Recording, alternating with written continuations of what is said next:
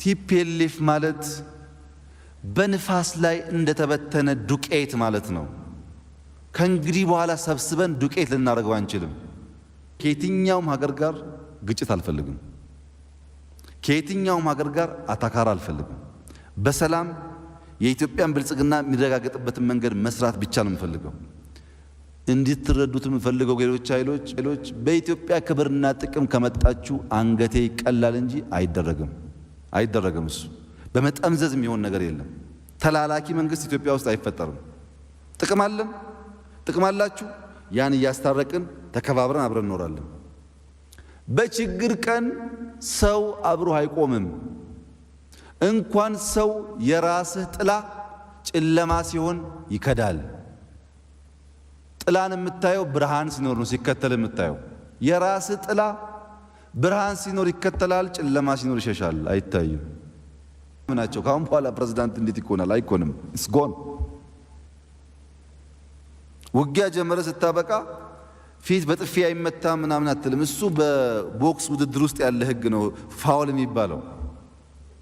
እኛ ከተነካን ሆርን ኦፍ አፍሪካ ትታመሳለች ትጠፋለች የሚለውን እነሱ አምነው ፈረንጅ አሳምነዋል። ፈረንጅም እንደዛ የሚያስበው ባይዘው ውጊያ የሚገቡ ከሆነ እናሸንፋቸዋለን፣ እኛ የሚሊሻ ውጊያ እንዋጋም የሚለውን ጭምር ለትግራይ ማንም ይጮኸው። የትግራይ እናቶች ልጆቻቸው ተደፍረው ተሰደው በመቶ ሺህ የሚቆጠር የትግራይ ልጆች በዚህ ግጭት ምክንያት በማያውቁት በሽታ በጁንታው ምክንያት ስቃይ ላይ ነው ያሉት። የተደፈሩ የተዘረፉ ብዙ ናቸው።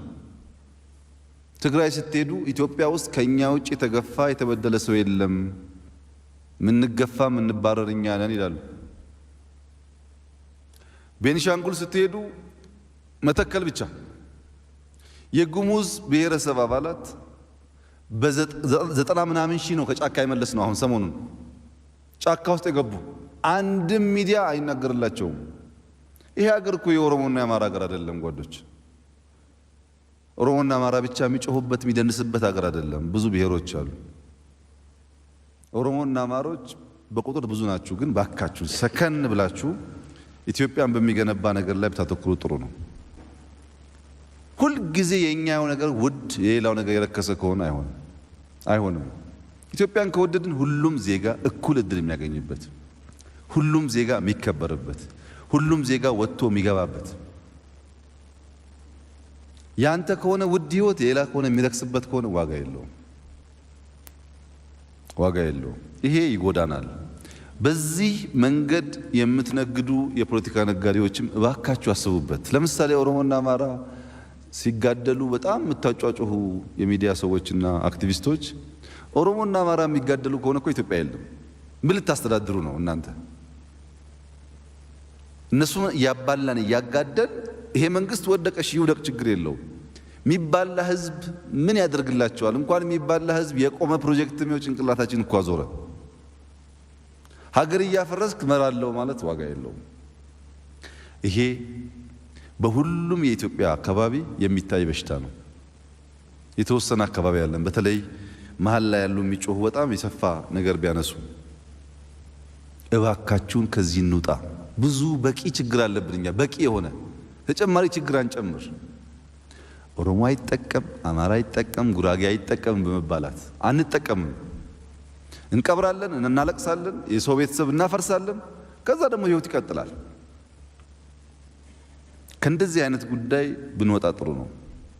ይሄ ጭንቅላት የሚያዞር እና ለመኖር ለመስራት የማይመች ሞራል የሚነካ ነገር ስለሆነ እባካችሁን ሰከን ብለን ብናስብና ለጠላቶቻችን ሲሳይ ባንሆን። ኦሮሞና አማራን ለማባላት ገንዘብ ጊዜ ምናምን ሰውቶ የሚሰቃዩ ኃይሎች እንዳሉ እያወቃችሁ በተቀደደ ቦይ ውስጥ የምትገቡ ፖለቲከኞች፣ አመራሮች፣ ሰዎች ትገርሙኛላችሁ። ስትፈልጉ በራሳችሁ ጊዜ ብትጣሉ ባልከፋ።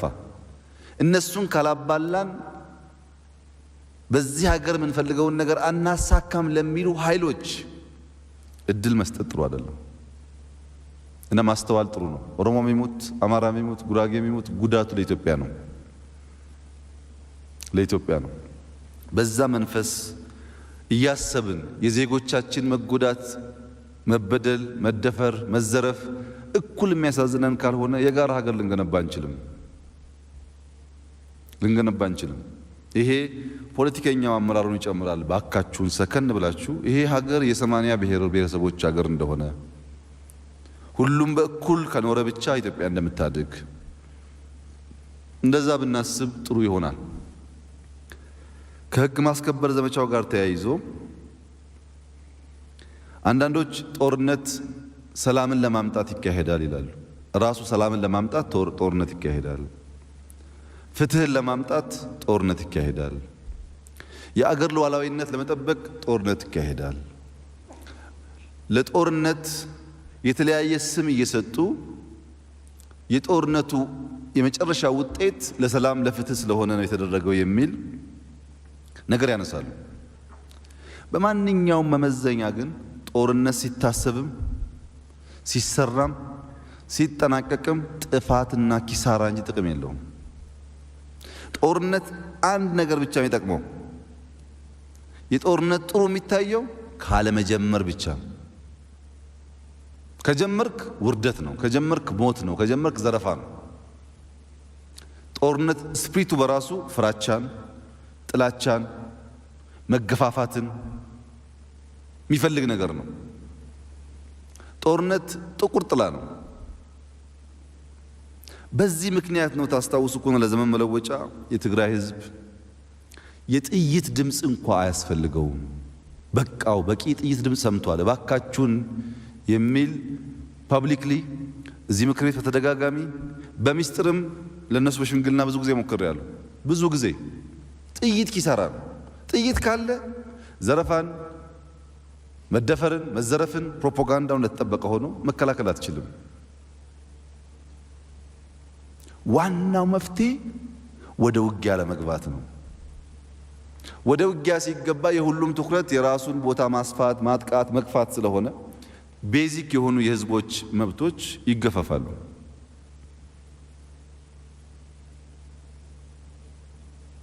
ይህ ኃይል 27 ዓመት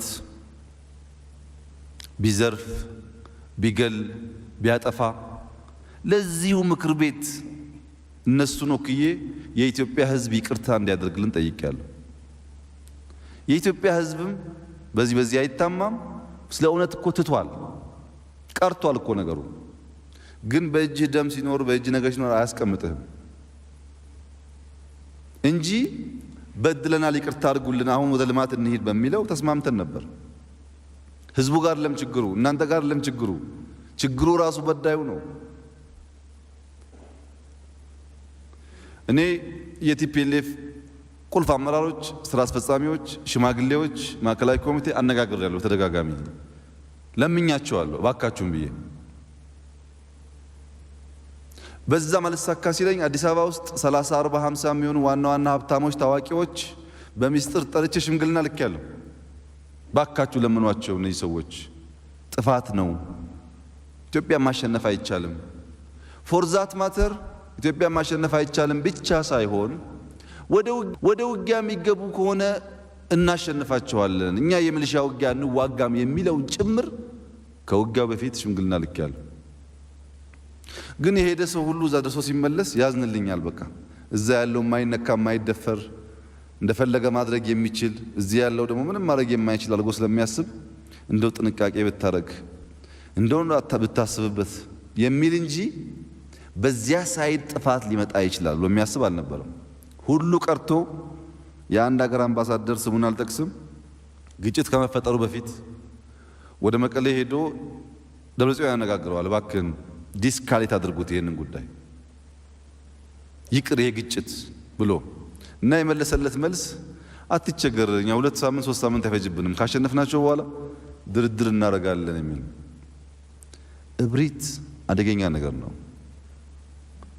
እብሪት ውድቀትን ትቀድማለች። ትክክለኛ አባባል ነው። ግን ቲፒኤልኤፍ ላይ ብቻ አይደለም፣ አሁን ያለን ፖለቲከኞችም ከእብሪት መጠበቅ አለብን። ለማንም የሚሰራ ፕሪንሲፕል ስለሆነ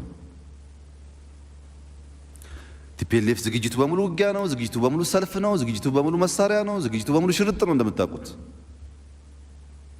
ተው ቢባል ቢለመን በጃላሉ የጦርነት ነጋሪት ይጎሰማል ይፎከራል ልክ እንደ ጥሩ ነገር ጫዋታችን ነው ቀልዳችን ነው ድራማችን ነው ይባላል ጦርነት ድራማ ለማንም መሆን አይችልም ለማንም ነፍስ ነው የሚበላው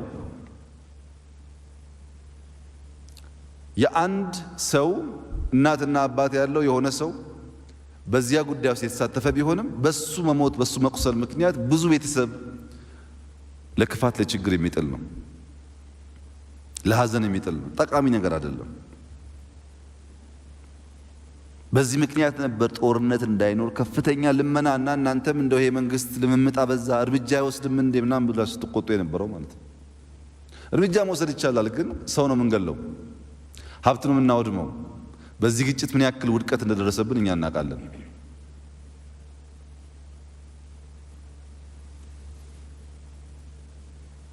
የቲፒኤልኤፍ የጦርነት ፍላጎት አሳዛኝ የሚሆነው ላለፉት 20 ዓመታት ቲፒኤልኤፍ ስልጣን ላይ ያለ የትግራይ ህዝብ 1.8 ሚሊዮን ህዝብ በሴፍቲ ኔት እየተረዳ ይኖረው 20 ዓመት እዚህ ያለውን ትግራይ ውጭ ያለውን ትግራይ ሌላ ቦታ ያለውን ሳይሆን ትግራይ ክልል ያለውን ነው ማውራችሁ 1.8 የትግራይ ህዝብ በሴፍቲ ኔት የሚኖረው 20 ዓመት ያው ከዛም ይቀነስበታል ኮታም 3 ኪሎ ከሆነ 2 5 ከሆነ 4 እየሰጡ ይቀንሳሉ ግን ሴፍቲ ኔት ነው በዛ ላይ ኮሮና በዛ ላይ አንበጣ በዛ ላይ አርሶ አደሩ ያረሰውን የደከመበትን ሳይሰበስብ ውጊያ አይጀምርም ሪስፖንሲብል ሰው ነው እዛ ያደርግም እንደው የፈለገ ክፋት እንኳን ቢኖር ጊዜ መምረጥ ያስፈልግ ነበር ዘሆል የክልሉ አመራር ጦር ሰባቂ ግጭት ጨማቂ የጦርነት ተንታኝ ጦርነቱን ደሞ እንደው በአካባቢ ብቻ አይደለም ሰፋ ያደረገ እንትና ከፈለገ 10 ጊዜ ይምጣ እንትና 5 ጊዜ ይምጣ ብቻ ሳይሆን እኛ ከተነካን ሆርን ኦፍ አፍሪካ ትታመሳለች ትጠፋለች የሚለውን እነሱ አምነው ፈረንጅ አሳምነዋል ፈረንጅም እንደዛ የሚያስበው ባይዘው ግን ምስራቅ አፍሪካ የምትታመሰው መጀመሪያ የትግራይ ህዝብ ከተጎዳ አማራ ከተጎዳ ኦሮሞ ከተጎዳ በኋላ ነው አንተ ሳትጎዳ ሌላ የሚታመስበት እድል የለም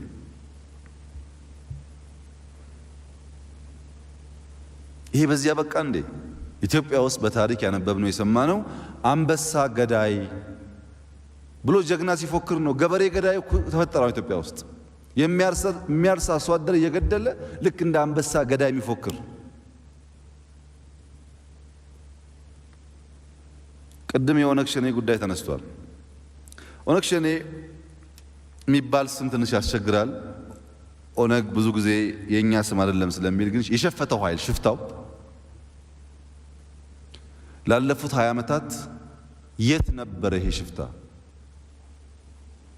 ለምንድነው አሁን የሚያደርገውን ነገር ያላደረገው ከየት መጣ መሳሪያው ትጥቁ ገንዘቡ ስልጣና የሚወስደው የት ነው ይሄ ለኢትዮጵያ ህዝብ ግልጽ መሆን አለበት በዚህ ውጊያ 300 የሚጠጉ የዚህ ሽፍታ አካላት ትግራይ አግኝተናል እየሰለጠኑ ተረታታ ለሚወራው ፕራክቲካል ነው ነገር ግን መስተካከል ያለበት የኦነግ ሸኔ ወይም ሽፍታው አማራ ብቻ ገደለ የሚለው አደገኛ ነገር ነው የኦነግ ሸኔ ከአማራ በላይ ያዋረደው ኦሮሞን ነው ከነነፍሱ አቃጥሏል 10-15 ምሽግ ውስጥ ጥሏል በምዕራብ ወለጋ 3-4 ወር ስንዋጋ ከነሱ ጋር በነበረው ውጊያ ስልክ አልነበረም በጣም የሚያሳዝነው ነገር ግን በወለጋ 3-4 ወር ስልክ መጥፋቱን አንድም የውጭ ሰው ኮምፕሌን አድርጎ ያውቃል ለካ ትግራይ ብቻ ነው ሲጠፋ ችግር የሚፈጠረው የወለጋው ችግር የለውም ቢሞት ችግር የለውም ስልክ ቢጠፋ ችግር የለውም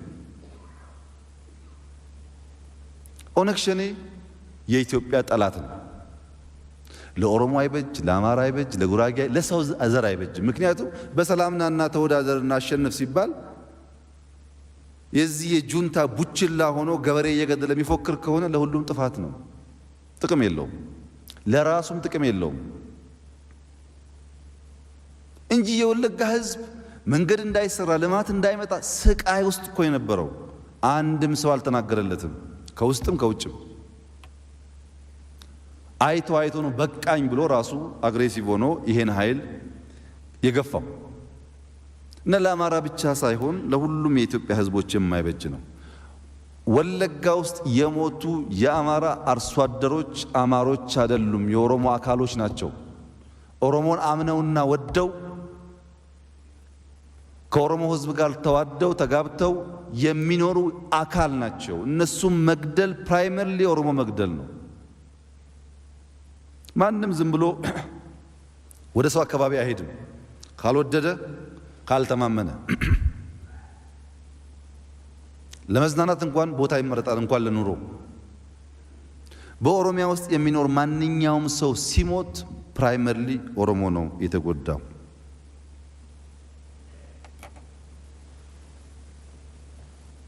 እነዚህ ኃይሎች የሁላችን ጠላቶች ናቸው። እነዚህን ኃይል ካደረግን በኋላ ጉዳዩን ቀጥታ የአማራና ኦሮሞ ካደረግነው የጠላት ፍላጎት ማሳካት ነው። ለአማራም ለኦሮሞም ጠላት ነው ብለን በጋራ ምንቆም፣ ለጉራጌም ለወላይታም ጠላት ነው ብለን በጋራ ምንቆም እንኳን እናጠፋዋለን። ሩም አንስጣቸው። ትግራይ የተፈጠረው ችግር እነዚህን አይነት ቡችሎች በየቦታው ፈጥሮ ገበሬ እየገደለ የሚፎክር ኃይል መፍጠር ብቻ ሳይሆን አሁን ትግራይ ውስጥ ሰው ይታፈናል፣ ሰው ያፈናሉ፣ ሰው ይገላሉ። አንዳንዴ የሚረሳ ይመስለኛል። 100 ሺህ 200 ሺህ ወታደር አለኝ ብሎ ትግራይ የነበረው ኃይል ሲፎክር እኛ 200 ሺህ እኮ አልገደልንም፣ ተበተነ እንጂ። ከየቤቱ እየወጣ እንደሚገል፣ ከየቤቱ እየወጣ ጥፋት እንደሚያደርግ። ሌላው ቀርቶ ለእርዳታ የሚሰማሩ ሰዎች ይታፈናሉ፣ ይገደላሉ። እርዳታ እንዳይሰጡ ማለት ነው። ከዚህ ቀደም ካደረጉት ጥፋት በላይ አሁን ትግራይ ውስጥ ነገር ተረጋግቶ ስራ እንዳይሄድ የሚያደርግ ሁኔታ አለ። በትግራይ ብቻ አይደለም፣ ቅማንት ላይ ይሞከራል፣ አሁን ከሚሴ ይሞከራል፣ አንዳንድ ቦታ ይሞከራል። ግን ከአጥፊዎቹ በላይ ያን የጥፋት ሐሳብ ተሸክሞ ወስዶ አሁን ቅድም ስለ ከሚሴና ስለ አማራ ተነስቷል። እዛ ያለው ህዝብ የወሎ ክፍለ ሀገር ህዝብ ነው። የፌዴራል ስርዓት የሚባል ሲመጣ ነው አማራ ክልል ምናምን ልዩ ዞን ተባለ እንጂ የወሎ ክፍለ ሀገር ህዝብ ነው። በወሎ ውስጥ የተዋለደ የተጋባ ከኔም ከናንተም በላይ አብሮ የኖረ ህዝብ ነው። እኛ እኮ ነን እንትን ዞን ነን እንትን ምናምን ያልነው እንጂ ሰከን ብለን ብናይ ጥሩ ነው። አያዋጣም። የሰው ደም እንደፈለግን እያፈሰስን አያዋጣም። እና ኦሮሞም ይሁን አማራም ይሁን ሰው አይሙትብን። እኛ ሰው አልተረፈብንም። በረሃብ የሚሰቃየው አንሶ በእኛ ፖለቲካ ሹክቻ ምክንያት ሰው እንዲሞት ማድረግ ተገቢ አይደለም የሚለው ማየት ጥሩ ነው። ወደ ትግራይ ለመመለስ ብዙዎች የደረሰብንን በደል እያወቁም ሊክዱ ይፈልጋሉ። በዛች በአንድ ቀን ጀንበር ትግራይ ውስጥ 200 ቦታ 200 ሳይት አቴ ታይም ነው ጁንታው በሰሜን ጥቃት የፈጸመው። አንድ ቦታ አይደለም፣ 200 ቦታ። አንድ ጋንታ፣ አንድ ኃይል፣ አንድ ሻምበል ያለበት በሙሉ ተመርጦ በአንድ ጊዜ ውስጥ 200 ቦታ ላይ ጥቃት ተፈጽሟል። አሁን ይሄ ድንገት ምናምን በጣም ኦርጋናይዝድ የሆነ ስራ የተሰራው። በዚህ ውስጥ ከ7000 በላይ ቤታቸው ሚስታቸው ጋር የተኙ በየከተማው የተኙ ባለስልጣናት፣ ማረክተኛ ሰዎች፣ ኃላፊዎች ብዙዎች ተይዘዋል፣ ጀነራሉን ጨምሮ። መቀሌን ስንይዝ እንኳን ከ1300 በላይ ኦፊሰሮች እኛ እጅ አልገቡም። በጁንታው ተይዘው በ100 ኪሎ ሜትር በእግራቸው ጫማቸውን አውልቀው እንዲሄዱ ይደረግ ነበር።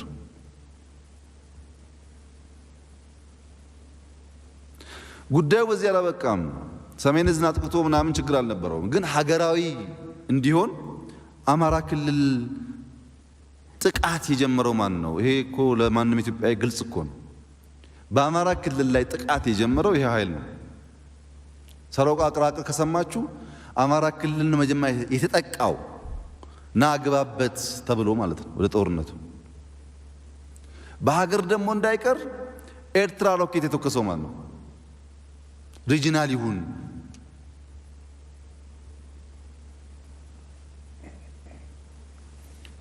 አሁን ስለ ኢንፍራስትራክቸር ብዙ ይነገራል። የጎንደርን ኤርፖርት፣ የባህር ዳርን ኤርፖርት በሮኬት ማጥቃት በምን ሳይንስ ጀስቲፋይ ይደረጋል? እኛ ትግራይ ላይ እየተዋጋን አክሱምና መቀሌ ኤርፖርት አላጠቃንም። ከባድ መሳሪያ ላለመተኮስ ሮኬት የሚባል የኢትዮጵያ መከላከያ ሰራዊት የተኮሰው መቀሌን ይዘን ወደ ተከዜ በረሃ ከሄዱ በኋላ ሮኬት የሚባል አልተጠቀምንም እያለን አልተጠቀምንም። እኛ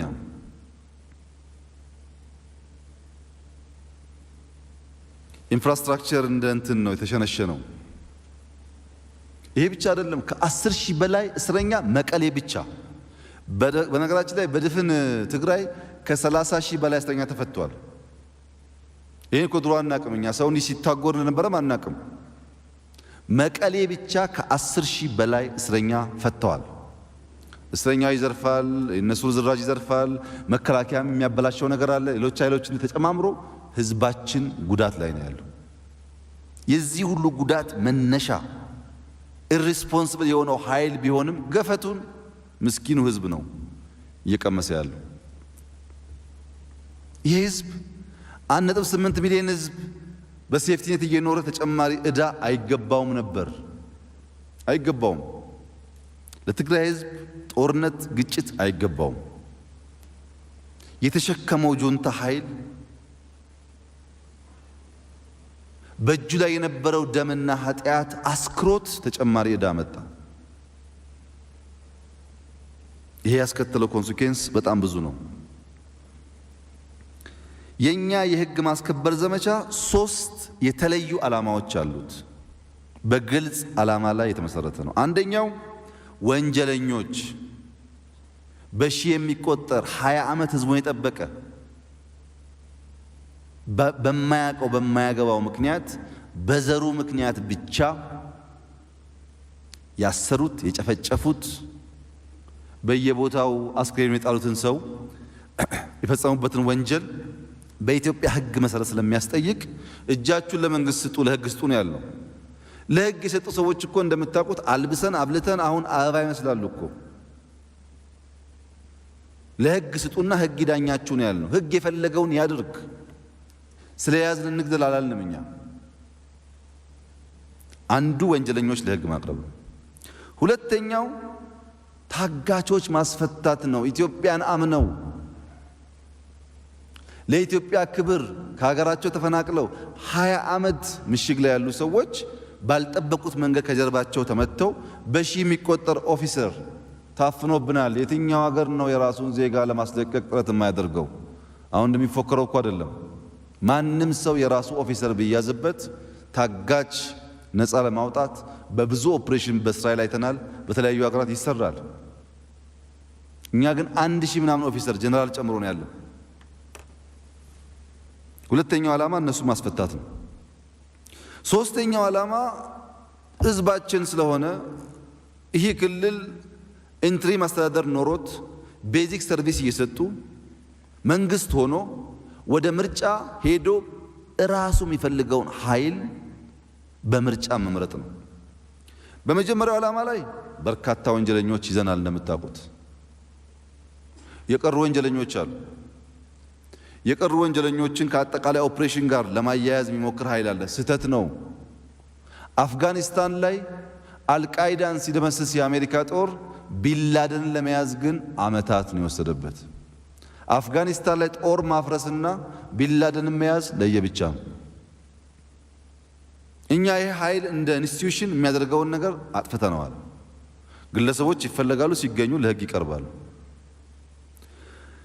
ታጋች ማስፈታት 100% ኦፊሰሮቻችን አስፈተናል። አዋርደው ገለው ይጣላቸውን ቀብረናል። የተዘረፍነው መሳሪያ ቁጥር ስፍር የለውም። ባለፈው አንስቼላችኋለሁ። አስመልሰናል። የተሳካ ነበር። ሶስተኛው ኢንተርቪው አድሚኒስትሬሽኑ ኦልሞስት በሁሉም ወረዳ በሁሉም ዞን ኢንፍራስትራክቸር ዘርግቶ ሰርቪስ ለመስጠት ጥረት እያደረገ ነው ያለው። ይሄ አድሚኒስትሬሽን መታገዝ አለበት። ህዝቡ ማገዝ አለበት። ፌደራል መንግስት ማገዝ አለበት። ክልሎች ማገዝ አለባቸው። ምናግዘው ለህዝባችን ስንል ነው። ህዝቡ እስካላገዘው ይጎሳቀላል።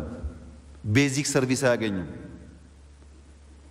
ይሄ አድሚኒስትሬሽን ግን የሁል ጊዜ አይደለም። ምርጫ እስኪካሄድ የተከበረው ምክር ቤት እንዲገነዘብ የምፈልገው በዚህ በኢንተሪም አድሚኒስትሬሽን በትግራይ ክልል ካሉ የሚፎካከሩ ፓርቲዎች ውጪ አንድ አማራ፣ አንድ ኦሮሞ፣ አንድ ጉራጌ የተቀላቀለ የለም። የትግራይ ህዝብ ራሱን በራሱ የማስተዳደር መብቱን በሚጠብቅ መንገድ ውጊያ ላይ ያለን እንኳን ቢሆን ያረጋግጥነው ይሄንን ነው። የራሱ ልጆች ናቸው። ካልፈለጋቸው በምርጫ ይጣላቸው፣ የፈለገው ይምረጥ፣ መብቱ ነው። ሶስቱን ለማሳካት የተደረገ ህግ ማስከበር ዘመቻ ነው። ይሄ ብቻ ሳይሆን በሂደቱ ንጹሃን ሰዎች እንዳይጎዱ መቼም ባለፈው አንስቼዋለሁ፣ አልዘረዝረውም። መቀሌ እንዳንዋጋ፣ ሽሬ እንዳንዋጋ፣ አክሱም እንዳንዋጋ ከፍተኛ ጥረት አድርገናል። አክሱም እኮ ከያዝን በኋላ በማግስቱ ታስታውሱ ከሆነ ህዳር ጽዮን ማርያም ተከብሯል እኮ ላይ ትዝ አይላችሁ? ተከብሯል እኮ። ከተሞች ላይ ችግር እንዳይመጣ ወታደሮቻችን በቦቴ ውሃ እንዲያጠጡ ሙከራ ተደርጓል። እዚህ ጋር ያለው ችግር ምንድነው? ርዝራዡ የተበተነው ኃይል የመከላከያ ሰራዊት ከገባ ውሃም ቀለብም ከሰጠ በኋላ እየቆዩ አንድ ሰው ሁለት ሰው ብቻ ሲያገኙ ሲመቷቸው፣ ሲተኩሱ፣ ሲገሉ መከላከያ ድጋሚ ቁጣ ሲመሰረትበት የተፈጠሩ ችግሮች አሉ በየቦታው። መጀመራቸው ብቻ ሳይሆን ድጋሚም ፕሮቮክ እያደረጉ ማለት ነው።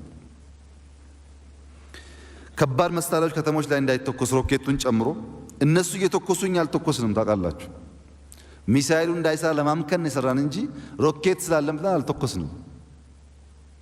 ያ የኛ ህዝብና የሚደርስበትም ጣጣ የኛው ዕዳ ስለሆነ እንደዚህ አይነት ግጭት ግን በተወሰነ ደረጃ ማየት ጠቃሚ ነው። ኢራቅ ላይ ዘመናዊ ጦሮች፣ ዘመናዊ ሀገራት ያደረጉት ውጊያ 60% በላይ ያጠቃው ሲቪሊያን ነው። ሞደርን የሚባል አርሚ ተዋክቶ አፍጋኒስታን ላይ 25% ያጠቃው ሲቪሊያን ነው። የመን እየሰማችሁ ነው፣ ሲሪያም እየሰማችሁ ነው። በከፍተኛ ደረጃ ሲቪሊያን ይጠቃሉ። በእንደዚህ አይነት ጊዜ the best መፍትሄ ውጊያ ለመጀመር ነው። ከጀመርክ ዘመናዊም ሁን ሀብታምም ሁን ደሃም ሁን ያው ኮላተራል ዳሜጅ ውጊያ ያመጣል። ውጊያ ጀመረ ስታበቃ ፊት በጥፊ አይመታ ምናምን አትልም። እሱ በቦክስ ውድድር ውስጥ ያለ ህግ ነው ፋውል የሚባለው። ውጊያ በጣም አስቀያሚ ነገር ነው ከተገባ። ቲፒኤልኤፍ ከተሞች ላይ ከባድ መሳሪያ ያከማቸው፣ በሃይማኖት ተቋማት አካባቢ ላይ እንደ ምሽግ የተጠቀመው፣ ሮኬት የተኮሰው ዋናው ምክንያት በጣም ከፍተኛ የሆነ የሲቪል እልቂት እንዲፈጠር በማሰብ ነው። ጥንቃቄ ለማድረግ ከፍተኛ ጥረት ተደርጓል። አሁን ለትግራይ ህዝብ፣ ለትግራይ ወዳጆች፣ ለተከበረው ምክር ቤት መግለጽ የምፈልገው ቲፒኤልኤፍ ማለት በንፋስ ላይ እንደተበተነ ዱቄት ማለት ነው። ከእንግዲህ በኋላ ሰብስበን ዱቄት ልናደርገው አንችልም። እሱን ትተን አዲስ ኃይል፣ አዲስ የተማረ አሁን ያለውን ዘመን የሚዋጅ አስተሳሰብ መምራት የሚችሉ ሰዎች መፍጠር ይቻላል። ትግራይ ውስጥ በጣም ብዙ ሰዎች አሉ፣ ብዙ ምሁራን አሉ፣ ብዙ ሰዎች አሉ። አብረን መላላጥ፣ መጋጋጥ ጠቀሜታ የለውም እንበልና የተከበረው ምክር ቤት ፈቅዶ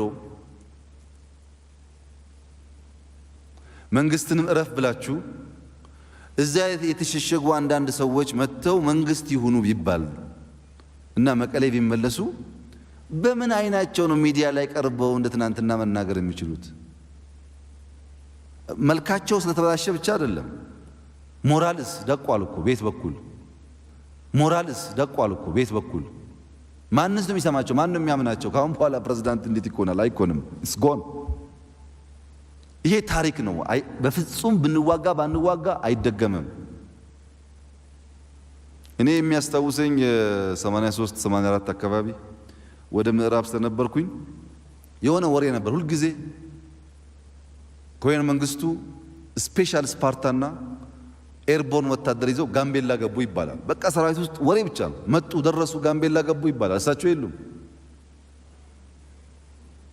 እንደዚህ አይነት ፕሮፓጋንዳ ለኢትዮጵያም ለትግራይም አይጠቅምም። የሚያስፈልገው አሁን ጠንካራ ኃይል አውጥቶ ክልሉን አረጋግቶ ወደ ሰላም መውሰድ ነው። ምክንያቱም ህዝባችን እየተጎዳ ስለሆነ ከሰብአዊ መብት ጥሰቶች ጋር ተያይዞ ቅድም እንዳነሳሁት ውጊያ ጥፋት ነው፣ ብዙዎች ይጎዳል፣ ጥያቄ የለውም። በትግራይ ክልልም የደረሱ ጥፋቶች አሉ። የሚጋነነው ፕሮፓጋንዳው የሚዋሻውን ትታችሁ ሴት በመድፈር ንብረት በመዝረፍ ጥፋቶች እንደተካሄዱ መረጃዎች ያመላክታሉ። ከሀገር መከላከያ ሰራዊት ጋር ሳምንት ነው የገመገምነው። ትናንት እሁድ ነው የጨረስነው። የሀገር መከላከያ ሰራዊት አባል ሆኖ በትግራይ እህቶቻችን ላይ መድፈርን፣ መዝረፍን የፈጸመ ማንኛውም ወታደር በሕግ ይጠየቃል። እኛ ጁንታ ምታን ያልነው እንጂ ህዝባችን አጎሳቅል አላልነው። ይጠየቃል። ጁንታውን ስንጠላ ህዝቡን ለይተን የምንሄድበትን መንገድ በኦፕሬሽን ኤቲክስ ካልመራን በስተቀረ ይህ አደገኛ ነገር ነው። የተከበረው ምክር ቤት እንዲያስብ የምፈልገው አሁን የምንባላው ኦሮሞ፣ አማራ፣ ወላይታ ብለን የምንባላው ነገር የእንደዚህ አይነት ኦፕሬሽን ብልሹ አሰራር ውጤት ነው። የዛሬ 100 ዓመት የሆነ አካባቢ የተደረገ ኦፕሬሽን አንድ ህዝብ እንደ ህዝብ አማራ የሚባል ህዝብ የሄደበት አይደለም። አንድ የአማራ ጀነራል ወይም አንድ የአማራ ደጃዝማች ሊሆን ይችላል አሰልፎ የሄደው ጦር ከጦርነት በኋላ መድፈር፣ መዝረፍ፣ መግደል ውስጥ ሲገባ እስከዛ ድረስ አማራና ኦሮሞ ወላይታና ምናምን ይባላል። ህዝብና ህዝብ ተጋጭቶ ሳይሆን ለዘመቻ የሄደው ኃይል ከድል በኋላ የሚያስከትለው ጥፋት አደገኛ ቁስል ነው። ይሄው እየተሰቃየንበት ነው ያለነው እንጂ አሁን ያለው አማራማ ምንም ያገናኘው ታሪክ ውስጥ ምንም ያውቀው ነገር አለ? ወታደር ካሸነፈ በኋላ በከፍተኛ ኤቲክስ ካልተያዘ በስተቀረ ለዘመናት የሚቀጥል ቁርሾ ሊጥል ይችላል። ለዛው ጠንከር ብለን በእኛ ሰራዊት ላይ እርምጃ መውሰድ የምንፈልገው ጀግኖችን እንሾማለን፣ እንሸልማለን። ጥፋተኛ ደግሞ በህግ እንጠይቃለን። ጥፋትን በሚመለከት ከፍተኛ የሆነ ግነት አለ፣ ፕሮፓጋንዳ አለ። እሱ ነባራዊ ነው። አንድም ጥፋት ካለች ግን ማስተካከያ እርምጃ መውሰድ ያስፈልጋል።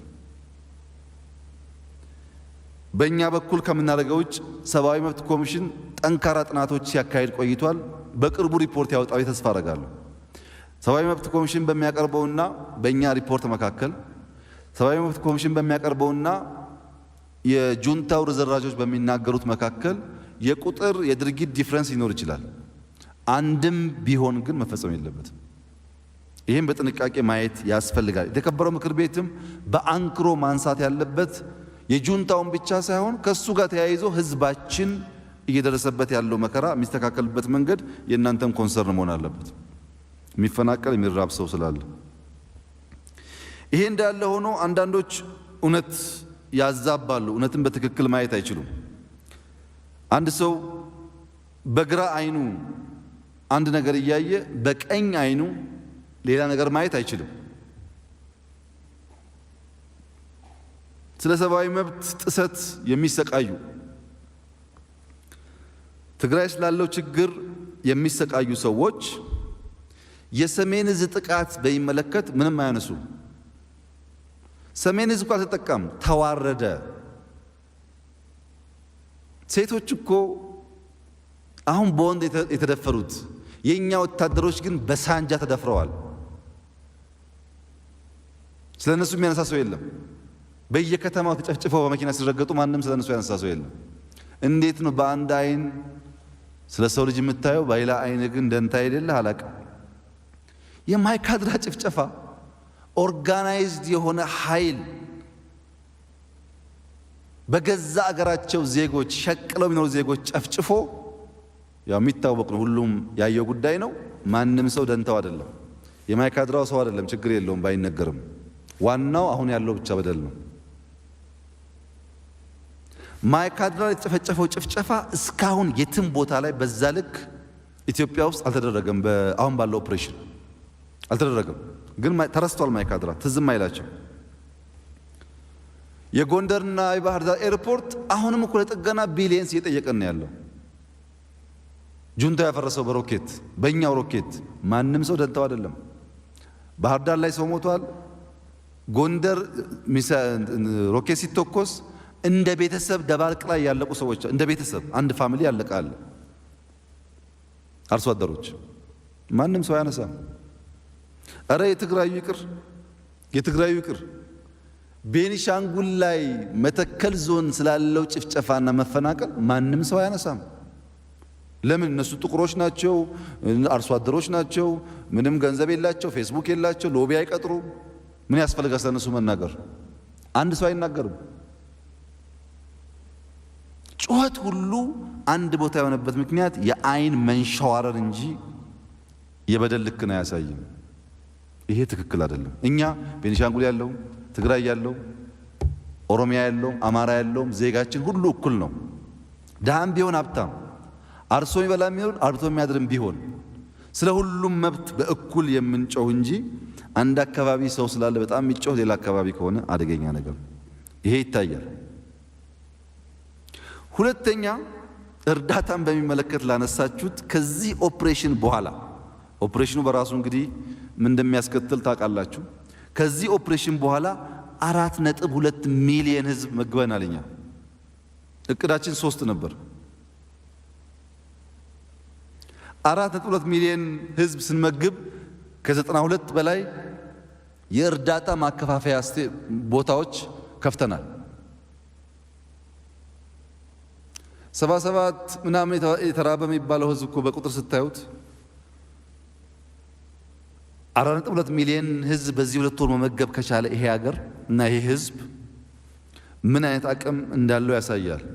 ይህም በሚመለከት ብዙዎች በፌስቡክ ኮንሰርናለን፣ በሲኤንኤን ኮንሰርናለን፣ በምናምን ኮንሰርናለን እያሉ ትዊት ያደርጋሉ እንጂ ኢን ሪል ተርም ኢንቨስት ያደርገው የኢትዮጵያ መንግስት ነው።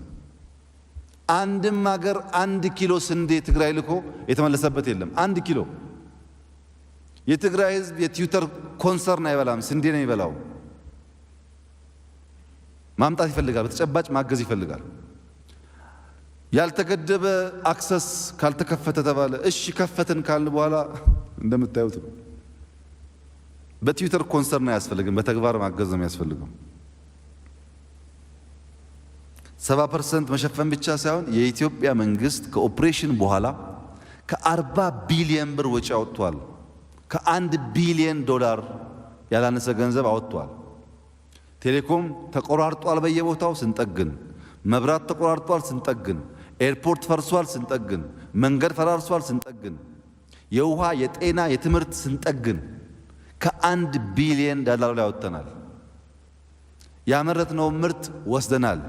ያ ባይሆን ኖሮ እዚህ የሚያጋጥመን ኢንፍሌሽን የተወሰነ ማኔጅም እናደርግ ነበር።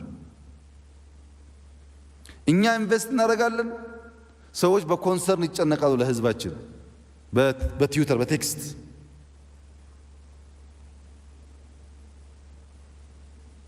ከዚህም ደግሞ ብሶ አልማጭ ከመዶሻው ይጋጭ እንደሚባለው ከጠፋው ጥፋት በላይ አሁንም ደግሞ እንደ ልባችን ተንቀሳቅሰን ሰው እንዳንረዳ የተቸገሩ ሰዎች እንዳናግዝ የዚሁ ርዝራዥ አካል በከፍተኛ ደረጃ እንቅፋት ይፈጥራል። በየቦታው እንደምትሰሙት ነው የሚፈጠረው ችግር። እንግዲህ እኛ መደዳውን ያየነውን ወጣት ያየነውን ሰው ሁሉ መግደል አንችልም። መሳሪያ እየደበቀ መሳሪያ እየቀበረ ከዚህ ቀደም በጣም በቀላሉ የሰራ ነው የተደራጀ ኃይል ነው። ራሱን ከህዝብ ጋር ያመሳሰለ ኃይል ሲሆን ካለየን በስተቀረ መደዳውን ልንተኩስ አንችልም። ይህ ኃይል ብዙ ስራ እንዳይሰራ ቴሌኮም ከሰራም በኋላ እየቆረጠ መብራት ከሰራም በኋላ እየቆረጠ በጣም ብዙ ደባ ነው እየፈጸመ ያለው። ይህን የትግራይ ህዝብም የተቀረው የኢትዮጵያ ህዝብም መገንዘብ ይኖርበታል። ክልሎች የትግራይ ህዝብን ለማገዝ ያደረጉት ጥረት ከፍተኛ ምስጋና የሚገባው ነው። እያንዳንዱ ክልል ለማገዝ ጥረት አድርጓል። አሁንም ማገዝ አለብን። ህዝባችንን ማገዝ አለብን። አድሚኒስትሬሽኑን ማገዝ አለብን። እዛ የተፈናቀሉ ሰዎች ቦታቸው መመለስ አለብን። ይሄ የኛ የጋራ ኃላፊነታችን ነው። የጥፋት ኃይሉ ስለጀመረው ብለን ልንተው የምንችለው ጉዳይ አይደለም። መስራት አለብን፣ ይሰራልም። ህዝቡ ግን ተባባሪ መሆን አለበት። ባለሀብቱ ተባባሪ መሆን አለበት። ባለሀብት እያዋጣ ሎቢ ከሚቀጥር ስንዴ ቢያቀብል ይሻላል ለህዝቡ። ዲያስፖራ እያዋጣ ጥፋት ከሚሰራበት ለህዝቡ በራሱ መንገድ ቢያግዝ ይሻላል። ቢኮዝ የህዝብን ችግር አይፈታም ያኛው አካሄድ።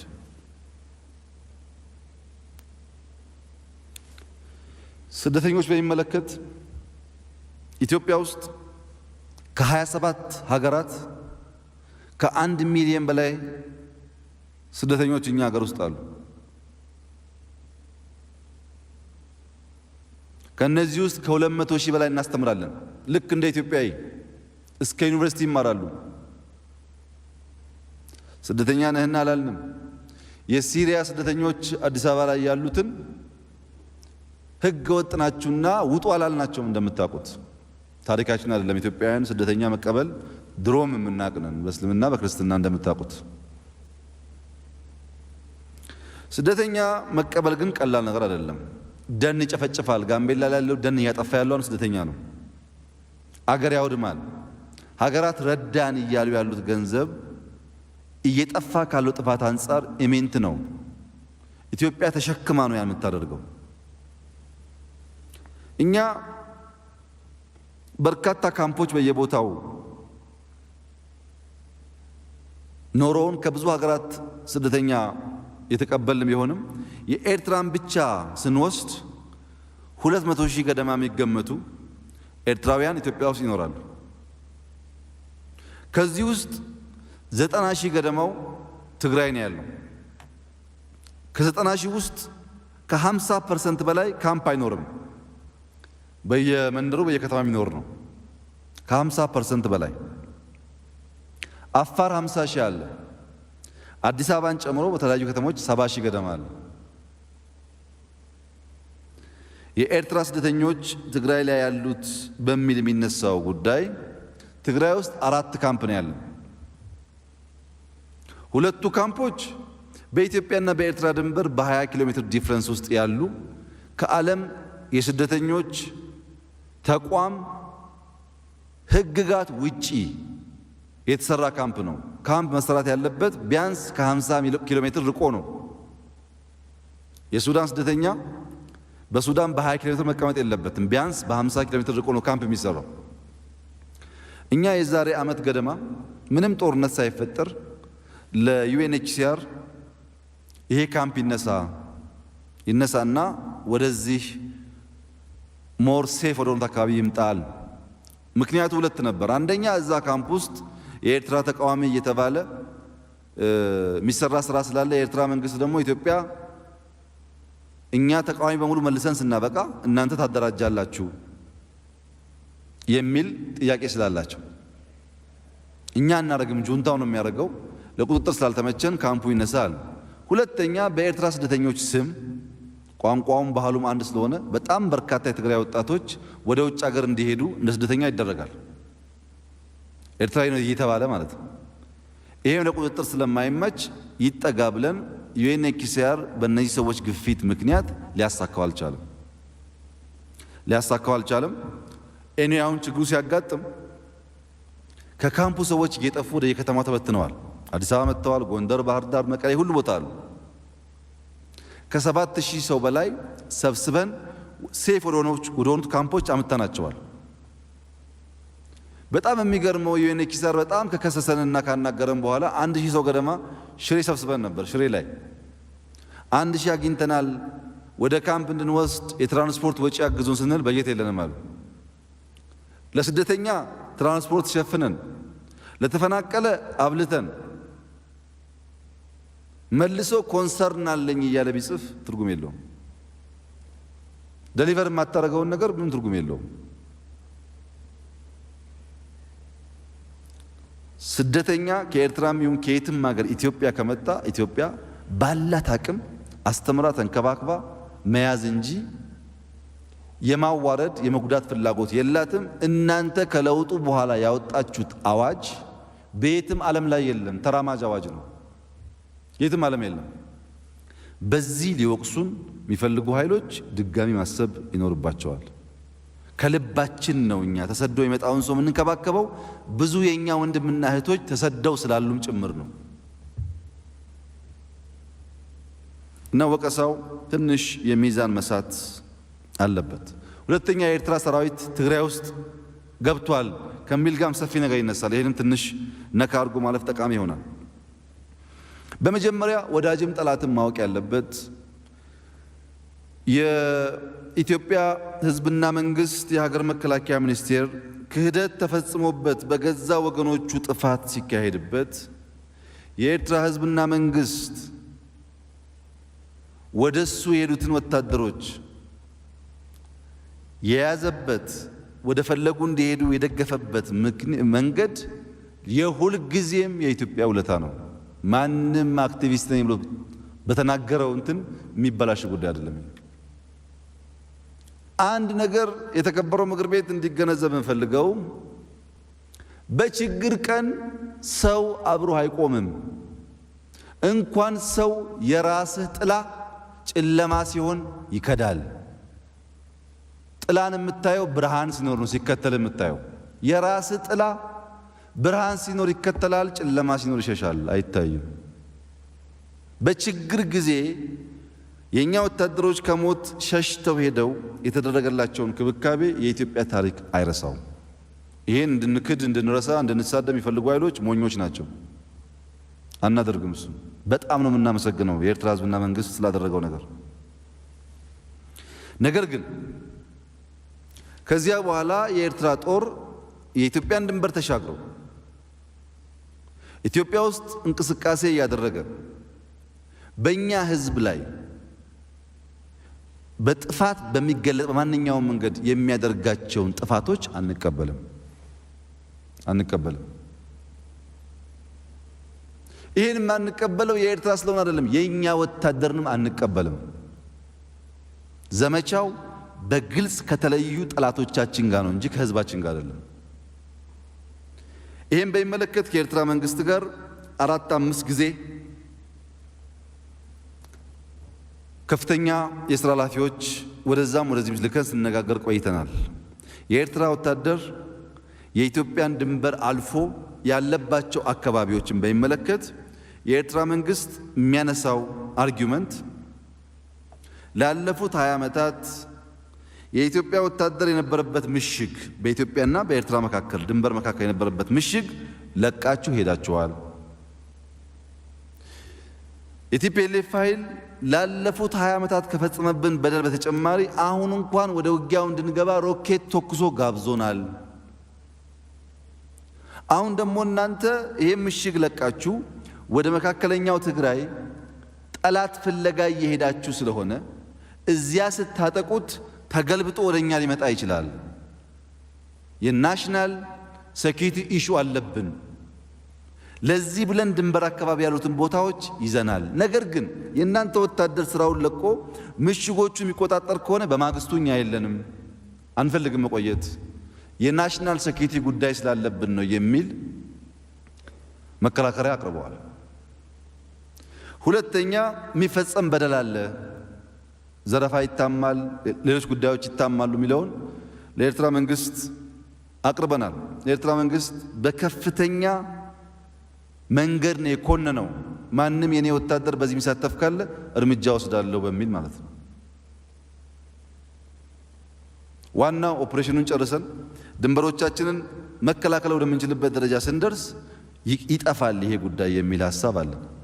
ከጥፋት ጋር ተያይዞ ያለውን በቅርቡ የኤርትራ መንግስት ከኛ ጋር የሚገናኝበት መድረክ እያመቻቸን ነው፣ እንወያይበታለን።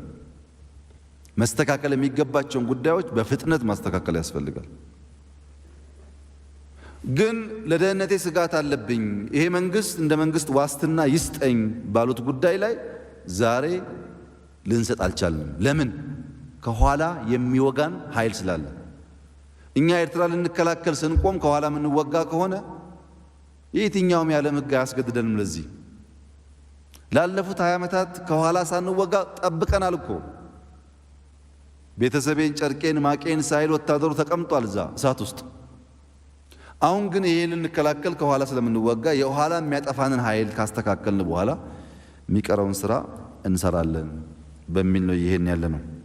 ሁሉን አቴታይም ማድረግ አንችልም። የተመታን እኮ እኛ ነን፣ የተዘረፍን እኮ እኛ ነን። ይሄን ማሰብ ተገቢ ይመስለኛል። ወታደሩ በነበረው ቁመና ሲሰራ የነበረውን ስራ አሁን ደግሞ እንዲሰራ ለማድረግ ተጨማሪ የዓመታት ስራዎች ያስፈልጉናል። ብዙ የወደመ ነገር ስላለ ይህን የትግራይ ህዝብ መገንዘብ መደገፍ ይፈልጋል። የኤርትራ መንግስት በግልጽ ተናገረው የኔ የወደፊት እጣ ፈንታ ከኢትዮጵያና ከትግራይ ህዝብ ጋር የተሳሰረ ነው። አላስፈላጊ ቁርሾ መፍጠር አልፈልግም። የሚፈጥሩ ግለሰቦችንም ካሉ አጥርቼ እርምጃ ወስዳለሁ ባለው መሰረት በዚያ ሲያድ የሚጠፋውን ጥፋት ከኤርትራ መንግስት ጋር ተነጋግረን ማስተካከያ እንዲደረግ በእኛ መከላከያ የሚደረገውን በእኛ መከላከያ ማስተካከያ እንዲደረግ እናደርጋለን። በህዝባችን ላይ ጥፋት እንዲፈጸም ስለማንፈልግ ነገሩን በሆል ፒክቸር ማየት የማይቻል ከሆነና በቁንጽል ግን ከሆነ አይፈታም፣ መፍትሄ አይመጣም፣ ሶሉሽን አይሆንም። እሱ የኢትዮጵያ መከላከያ ሰራዊት እንትን እኮ አይደለም፣ በየቦታው እዚህም እሳት ሲለኮስ በየቦታው እየሄደ የማያልቅ እኮ አይደለም፣ የሚሞት እኮ ነው። ማንተካ ከሆነ እየሞተ የሚቀንስ እንጂ እየጨመረ የሚያድር አይደለም። ይሄም መገንዘብ ጠቃሚ ይሆናል። ከአማራ ልዩ ኃይል ጋር ተያይዞም ሰፋፊ ጉዳዮች ይነሳሉ። የአማራ ልዩ ኃይል አሁን ኦፕሬሽን ከጀመርን በኋላ ከትግራይ ጋር ልክ የአማራ ልዩ ኃይል መሬቴን ላስመልስ ብሎ ተደራጅቶ ውጊያ እንደገጠመ ለማስመሰል የሚፈልጉ በጣም በርካታ ኃይሎች አሉ። ስህተት ነው። ይሄ ሪፎርም የሚባል ነገር ሳይፈጠር የወልቃይት ኮሚቴ እንደነበረ አታቁም እናንተ? የኢትዮጵያ ሕዝብ አያውቅም? የወልቃይት ኮሚቴ የሚባል የዛሬ 5-10 ዓመት ሲጨቃጨቅ እንደነበረ የማያውቅ ሰው አለ እዚህ ውስጥ? ይሄ የወልቃይት ኮሚቴ ለፌዴሬሽን ምክር ቤት አቤቱታ ሊያቀርብ ሲመጣ ሱሉልታ ላይ መታሰሩን አታቁም? ሰው አያውቅም ይሄን? ለምንድን ነው ታዲያ የቦርደር ኮሚሽን ብለን ያቋቋም ነው? ምን ፍለጋ ነው? ኮሚሽን እኮ የተቋቋመው ጥያቄ ስላለ ነው፣ ችግር ስላለ ነው። ኮሚሽኑን ጁንታው አልቀበልም ያለው እኮ ስራውን ስለሚያውቅ ነው። አዲስ አሁን እዚህ ግጭቱ ስለገባን የአማራ ሚሊሻ በተለየ መንገድ ያደረገው አርጎ ለሚቀርበው እንትን ትክክል አይደለም። በኢህአደግ መድረክ ውስጥ ባለፉት 10 ዓመታት የወልቃይትና የራያ ጉዳይ ሳይነሳ ቀርቶ አያውቅም። ፓርላማ ይነሳል፣ በፓርቲ ይነሳል፣ በህዝብ ይነሳል፣ በሚዲያ ይነሳል። ልክ አሁን ከኦፕሬሽን ጋር እንደተፈጠረ አድርጎ አንዳንዶችማ የአማራ ልዩ ኃይል ይውጣም ይላሉ። ይሄ በጣም የሚያስቅ ነገር ነው። የኢትዮጵያ መንግስት የአሜሪካ ወታደር በየትኛው ስቴት እንደሚቀመጥ የመናገር መብት የለውም። የኮሎራዶ አሪዞና ቢሄድ፣ የአሪዞናው ካሊፎርኒያ ቢሄድ ይሄ የአሜሪካ መንግስት ስልጣን ነው። ማንን የት ማስፈር እንዳለብን ለእኛ መተው ያስፈልጋል።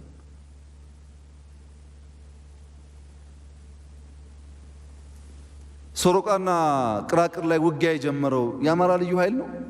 አናቅም? የአማራ ልዩ ኃይል ባህር ዳርና ጎንደር ተቀምጦ ውጊያን ተከፈተበት።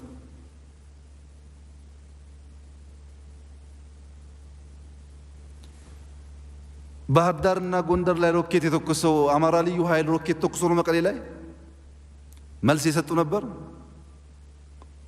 ይሄ ስህተት ነው። የአማራ ልዩ ኃይል በዚህ ኦፕሬሽን ውስጥ ተጋብዞ የተደረገውን ጥረትም የፌዴራል መንግስት እስከወሰነበት ጊዜ ድረስ አልገባም። እኛን የወሰነው ስልጣን ስላለን፣ በስቴት ኦፍ ኢመርጀንሲ ስልጣን ስላለን የአማራ ልዩ ኃይል እዚህ ጋር ሸፍንልን፣ የአፋር ልዩ ኃይል እዚህ ጋር ሸፍንልን፣ የኦሮሚያ ልዩ ኃይል ደግሞ እያወጣን ስለሆነ ወታደሩን ይሄን ቀጠና ሸፍን ብለናል። ስቴት ኦፍ ኢመርጀንሲው ሁሉም ኃይሎች በአንድ ኮማንድ ስር ስለሚል ማለት ነው። እንችላለን። ምን ማለት ነው የአማራ ልዩ ኃይል ማለት? ነገ ጠዋት ከፈለገ እኮ የፌዴራል መንግስት መላው የአማራ ልዩ ኃይል የመከላከያ ኃይል ነው ሊል ይችላል እኮ። ይሄ ልክ ከሌላ አገር እንደመጣ አስመስሎ የሚቀርበው ስዕል ጥንቃቄ ያስፈልገዋል። ነገር ግን የአማራ ልዩ ኃይል ሚሽን ተሰጥቶት በስቴት ኦፍ ኢመርጀንሲ ገብቶ የበደለው በደል ካለ ለኢትዮጵያ ወታደር ለኤርትራ ጦር እንዳነሳውት ይጠየቃል። እሱ ላጠፋው ጥፋት ይጠየቃል።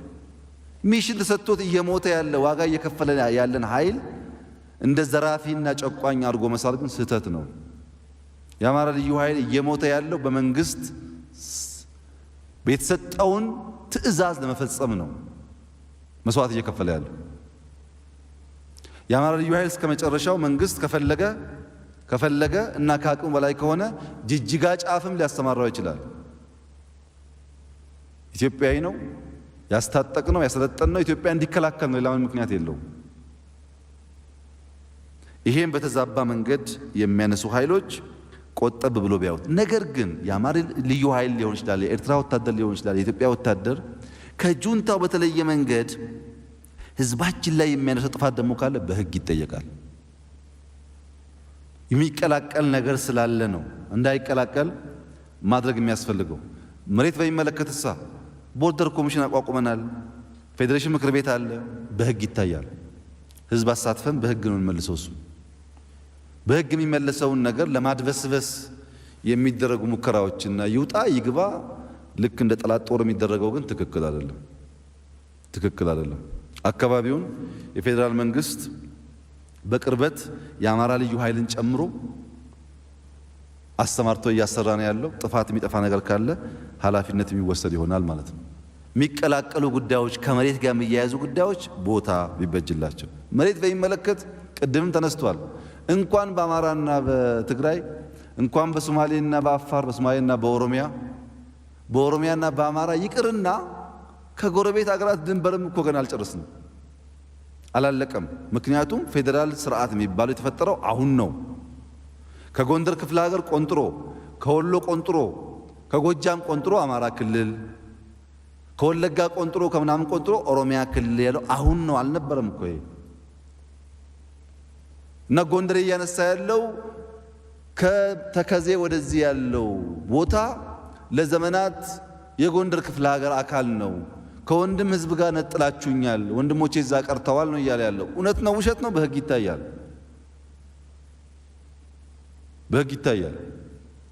ግን ሌላ ወራሪ አድርጎ ለማቅረብ መሞከር ትክክል አይደለም። እና የአማራ ልዩ ኃይል ለጊዜው ኦሮሚያ ችግር የለብንም፣ ጋምቤላ ችግር የለብንም፣ እዛ አስተማርተነዋል። ችግር ካለብን ግን ሶማሌም እናስተማረዋለን። የሀገር ሉዓላዊነትና አንድነት ላይ ጥፋት ከደረሰ የሚሰማራ ኃይል መሆኑ መገንዘብ ጠቃሚ ይመስለኛል። ሐሰተኛ መረጃዎች፣ ፕሮፓጋንዳዎች በሚመለከት ሁለተኛ ግፌ ጫንቃይን ተገርፌ ልብሴን መገፈፌ ይላል ያገሬ ሰው። ሁለተኛው ግፍ እሱ ነው። ይሄ ሁሉ በደል ደርሶብን የሀገር ኢኮኖሚ የሚያናጋ አገር የሚያዋርድ ስራ ተሰርቶብን ተነጥቀን ተዘርፈን ተገለን ተክደን ስናበቃ መልሶ እኛን ወንጀለኛ ለማድረግ ጥረት ይደረጋል። ይሄ አሳዛኝ ነገር ነው። የኔ እምነት ጦርነቱን እውነት አሸንፏል፣ ፕሮፓጋንዳውን እውነት ያሸንፈዋል። ችግር የለውም፣ የጊዜ ጉዳይ ነው። አካሄዱ ግን ቲፒኤልኤፍ በየተቋማቱ አምነስቲ በሉት ዩኤን በሉት ምናምን በሉት ኤጀንሲ ላይ ያለው ኢትዮጵያዊ አብዛኛው የቲፒኤልኤፍ ካድሬ ቤተሰብ አካል ነው። ላለፉት 30 ዓመታት ሰክስጓል። የአሜሪካን መንግስት በመረጃ እያወናበደ ያለው የዚህ ኤጀንት ካድሬ ቤተሰብ ነው። ጓደኞች አሏቸው። 20 ዓመት 30 ዓመት ጓደኛ የሆኑባቸው ሰዎች አሉ። ገንዘብ አላቸው፣ ጓደኞች ናቸው። ከ6 ወር በፊት ሎቢ ቀጥረዋል። ሎቢስቶች የሚባሉ አሉ። ያው የኮራፕሽን ነው ግን ቀጥረዋል። ለምን? የተዘረፈ ሀብት አላቸው። ኢትዮጵያ እንደዛ ሀብት የላት። ተዘርፋ እኮ ገና ለማስመለስ ጥረት የምታደርግ ናት። እነሱ በጣም ብዙ ብር ስላላቸው በየሀገሩ ሎቢስት ቀጥረዋል። ሚዲያ ገዝተዋል። የፓርላማ አባላት ቀጥረዋል። ይጮሁላቸዋል። መተከል ብትሄድ ግን ጉሙዝ ሎቢስት መግዛት አይችልም ብቻ ሳይሆን የት እንደሚገዛም ስለማያውቅ ማንም አይጮሁለትም። የአማራ አርሶ አደር የአገው አርሶ አደር ከመተከል ተፈናቅሎ በየመንደር ውስጥ ያለው ማንም አይጮሁለትም። ድምፅ ለሌላቸው ሳይሆን ገንዘብ ለሌላቸው ስለሚጮህ ማለት ነው። እኔ ቲፒኤልኤፍን የማስበው ለኢትዮጵያ የሙቀጫ ልጅ ነው የሆነባት። የሙቀጫ ልጅ እናቱን ካልወቀጠ እናቱን ካልረገጠ ስራውን አይሰራም። ልክ እንደ ሙቀጫ ልጅ ኢትዮጵያን በማዋረድ ኢትዮጵያን በመዝረፍ ኢትዮጵያን በመከፋፈል ኢትዮጵያን በማደህየት ስራዬን ሰራለሁ ብሎ የሚያስብ ኃይል መሆኑ በጣም ያሳዝነኛል። አሁን እየሆነ ያለው እሱ ነው። እዛ ሲያልቅ ሌላም ቦታ ማባላቱ፣ ፋይናንሱ፣ ገንዘቡ የሚበተነው በዚያ መንገድ ነው። ሁሉም ግን ይደርቃል። በቀጣይነት የሚቀጥል አይደለም። የኢትዮጵያ ሕዝብ ጽናት ካለው እነዚህን ጉዳዮች አድርቀን ሰላማችን አረጋግጠን ብልጽግናችን የምናመጣባቸው ጊዜያቶች ሩቅ አይደሉም። ይደርቃል። ዋናው አደገኛ ችግር የጁንታው ሐሳብና ህልም ሳይሆን እዚህ ያለው ኃይል ነው። ጁንታው ለምሳሌ የከሚሴን ብቻ ብንወስድ 2 ኃይሎች አሉት እዛ የሚቀመጡ ቅልብተኞች። አንደኛው ኃይል ኦሮሞ አለቀ፣ ኦሮሞ አለቀ፣ ኦሮሞ ተነስ ይላል። አንደኛው ኃይል አማራ አለቀ ተነስ ይላል። ደግሞ አይነሳም እኮ እሱ እዛው ነው ያለው። ሁለቱም ግባቸው ህዝቡን በማባላት የጁንታውን ህልም ማሳካት። የኢትዮጵያ ህዝብ ንቃ፣ ተነስ ተባላ ካለ ይሄ ኢትዮጵያዊነት ባህል አይደለም ብለ ኖበል ታረቅ፣ ተስማማ፣ ስከን፣ ረጋበል፣ እንወያይ፣ ወንድምህ ነው ካለ እሱ ዘመድ ነው። ተነስ የሚለው ኃይል ሊያጨርሰን መሆኑን ጥንቃቄ ማድረግና አንድ መሆኑን ሶርሱ ነው ማወቅ አለብን። ሶርሱ አንድ ነው። ሁለቱንም የሚቀልበው አንድ ኃይል ነው። ይህን ጥንቃቄ ማድረግ ከኛ ይጠበቃል። ዲያስፖራ በሚመለከት ዲያስፖራዎች ብዙ ጥረት እያደረጉ ነው። ኢትዮጵያን የሚወዱ ዲያስፖራዎች ሰፊ ስራ እየሰሩ ነው። ነገር ግን ዲያስፖራዎች ሳይሰቃዩ በጁንታው መንገድ አንዳንድ ብር አንዳንድ ዶላር ሁለት ዶላር 100,000 ሰው ቢያዋጣ 200,000 ዶላር ነው። በዚህ ሎቢስት መቅጠር ይችላሉ። ምናልባት 2 ዶላር ተጭበርብሬ ተሰርቄ እንዳይሆን እንኳን እንዳይል ቢሰረቅም ለሀገር ኮስት ስለሆነ ብዙ አይጎዳውም። ብዙ ብር አይደለም። 2 ብር 100,000 ሰው ቢያዋጣ በ200,000 ሎቢስት ቀጥሮ አሁን ያለውን ጩኸት ሊያረጋጋ ይችላል።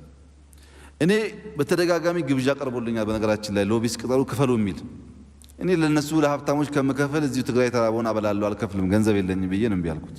እንደሚጮሁ እንደሚሳደቡ አውቃለሁ፣ ግን ለዚያ ገንዘብ የለንም ለጊዜው። ዲያስፖራዎች በዛ መንገድ በሀገራቸው ላይ የሚፈጠረውን በውሸት ላይ የተመሰረተ ውንጀላ መከላከል ቢሰሩ ጥሩ ይሆናል ብዬ አስባለሁ። እየሰሩ ነው ያሉት፣ ቢጠናከር። የውጭ ሀገር ሰዎች በሚመለከት ንጽጽራቸው ሶሪያ፣ ሊቢያ፣ የመን ይላሉ እና ለውጭ ሀገር ሰዎች ምላቸው አሁን እዚህ የሚደግመው የፓፓያ ዛፍና የፓልም ዛፍ አይቀላቀልባችሁ ነው። ይመሳሰላል እንጂ አንድ አይደለም። ኢትዮጵያና ሶሪያን የሚያገናኝ ነገር የለም። ኢትዮጵያና የመን የሚያገናኝ ኢትዮጵያ የራሷ መልክ የራሷ ቅርጽና ማንነት አላት። የሚያጋጥማ ፈተና የምትወጣበትን መንገድ በዛው ላይ ተመሰረተ ነው። እኛ የሞራል ልዕልና ያለን ሰዎች ነን። የእውነት የሞራል የፍትህ ልዕልና ስላለን ነው ኦፕሬሽን ያሸነፍነው፣ ወደፊትም እናሸንፈው። ኢትዮጵያ ማለት እኮ እንኳን ደሞዝ ተከፍሎት እንኳን እንትን ክፍለ ጦር ተብሎ በክተት አዋጅ አርሶ አደር ሰብስባ ወራሪ ማሸነፍ የቻለች ሀገር ናት። ፔሮል የሌለው ስም የሌለው ድረስ ተብሎ ማለት ነው።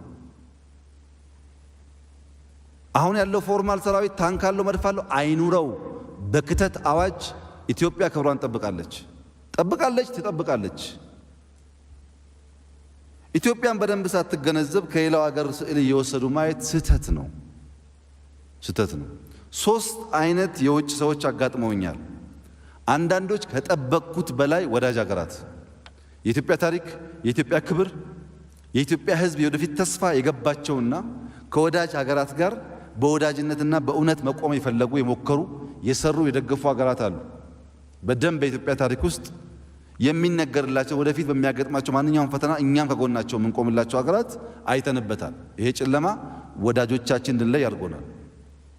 በሌላ መንገድ ደግሞ ያው እነሱም ሌሎች ናቸው እጃቸውን በዚህ አድርገን እንጠምዝዝ ብሎ የሚሞክሩ ኃይሎችም አይተናል። እኔ ከየትኛውም ሀገር ጋር ግጭት አልፈልግም። ከየትኛውም ሀገር ጋር አታካራ አልፈልግም። በሰላም የኢትዮጵያን ብልጽግና የሚረጋገጥበትን መንገድ መስራት ብቻ ነው የምፈልገው። እንድትረዱት የምፈልገው ሌሎች ኃይሎች በኢትዮጵያ ክብርና ጥቅም ከመጣችሁ አንገቴ ይቀላል እንጂ አይደረግም። እሱ በመጠምዘዝ የሚሆን ነገር የለም። ተላላኪ መንግስት ኢትዮጵያ ውስጥ አይፈጠርም። ጥቅም አላችሁ፣ ያን እያስታረቅን ተከባብረን አብረን እንኖራለን። ሁለተኛው ኃይል እሱ ነው። ሶስተኛው ኃይል ግን አሁን ነው ጊዜው ኢትዮጵያን እናጥፋት ብሎ ደግሞ ገንዘቡን ጊዜውን በደንብ አድርጎ አደራጅቶ አሰልጥኖ የሚሰራ ደግሞ አለ። ጠላት አለ፣ መጠምዘዝ የሚፈልግ አለ፣ ወዳጅ አለ። ለሁሉም መንገድ የምፈልገው ኢትዮጵያ ማለት በ3 ሳምንት ውስጥ የተደራጀና ከኔ ወዲያ የጦርነት ጨዋታ አያቅም ምናምን በአፍሪካ ነኝ የሚል ኃይል በ3 ሳምንት መደምሰስ የቻለ ይሄን የትኛው ሀገር ማድረግ እንደሚችል ባለፈው ማይተና ወደፊትም እናያለን። ችግር የለውም። ጀግኖች ሀገራቸውን የሚወዱ በሀገራቸው ጉዳይ የማይደራደሩ ቆራጥ ልጆች ያላት ሀገር 4.2 ሚሊዮን ህዝብ በ2 ወር 3 ወር መቀለብ የቻለ ምን ማለት ነው? ይሄ የአፍሪካ አንዳንድ ሀገራት 100% መቀለብ የቻለ መንግስት ማለት ነው። ቁጥሩ እኮ እንደዚህ የተለጠጠው ኢትዮጵያ ስለሆነ ነው እንጂ 4 ሚሊዮን ከባድ ህዝብ ነው፣ ብዙ ቦታ ሀገር ስለሆነ። ፈተናን፣ ያልተገባ ጫናን፣ ጥቃትን፣ መድሎን፣ ክደትን በዘመናት መካከል የተሻገረች አገር መሆኗንም ይዘነጋሉ። አዲስ አይደለም ለኛ ይሄ። አበቃላት፣ ወደቀች፣ ተበተነች ስትባል እማትወድቅ አገር መሆኗን በተደጋጋሚ ያሳይታለች። አሁን የአብዲሌ ጦር፣ የኦነግ ሸኔ ጦር፣ የቲፒኤልኤፍ ጦር ኢትዮጵያን እንደዚህ ይዞ የመበተንና የማፍረስ ህልሙን ሳንጠናከርና ሳንደራጅ አፍርሰነዋል። ዛሬ ኢትዮጵያ ትበተናለች የሚል ስጋት 0.1% ነው የለኝም። ስጋቶቹ በሙሉ ተንደዋል። በመከራ ውስጥ መናድ የቻለች ከሁሉ በላይ እስላምም ቢሆን ክርስቲያን ወደ ሰማይ የሚያንጋጥጥ እግዚአብሔርን የሚፈራ ከፈጣሪ ጋር ትስስር ያለው የፈጣሪ ምሕረት አለ ብሎ የሚያስብ ህዝብና ከፈጣሪ ጋር የራሱ የሆነ ኪዳን ያለው ህዝብ ነው። አይጥለውም እግዚአብሔር ይሄ ነገር እነሱ ብዙ ቢያስቡ ማለት ነው። ይሄን መገንዘብ አለባቸው። ደሃነን ፈጥነን ለመውጣት ሰላም ያስፈልገናል። ፈጥነን ለመውጣት ትብብር ያስፈልገናል። ፈጥነን ለመውጣት ደጋፊ ያስፈልገናል። ፈጥነን ለመውጣት ግን ክብራችን መሸጥ አይጠበቅብንም።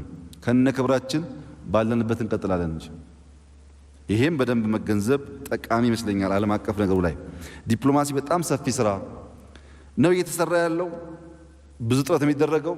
የሚገርመኝ ሲመጡ ያደንቃሉ፣ ያመሰግናሉ። እዚህ መጥቶ ሳያመሰግን ሄደ ሰው አይቻላል። ሲሄዱ እዛ ምን እንደሚደርስባቸው አላውቅም። የመጣ እስካሁን ያገኘሁት ሰው ያላገኘሁት መቼም በቀን 3 4 ሰው ነው የምትሰሙትን ማሰሙትም ሳወራው ሙሉ የማያደንቅ ሰው የለም። ሲሄድ ግን ኮንሰርኑ ሌላ ነው። እሱን እንግዲህ ወደፊት እያየን እንሄዳለን። ዋናው ነገር ኢትዮጵያ ከሁሉም ህዝቦች ጋር በሰላም በትብብር በዓለም አቀፍ ህግጋት ራሷን መለወጥ የምትፈልግ ሀገር መሆኗን፣ ከዛ ውጭ ግን በጠላትነት መንፈስ ብዙ ማስደንገጥና ማስፈራራት የማይሰራ መሆኑን መገንዘብ ጠቃሚ ይሆናል። የሽምቅ ውጊያን በሚመለከት እኔ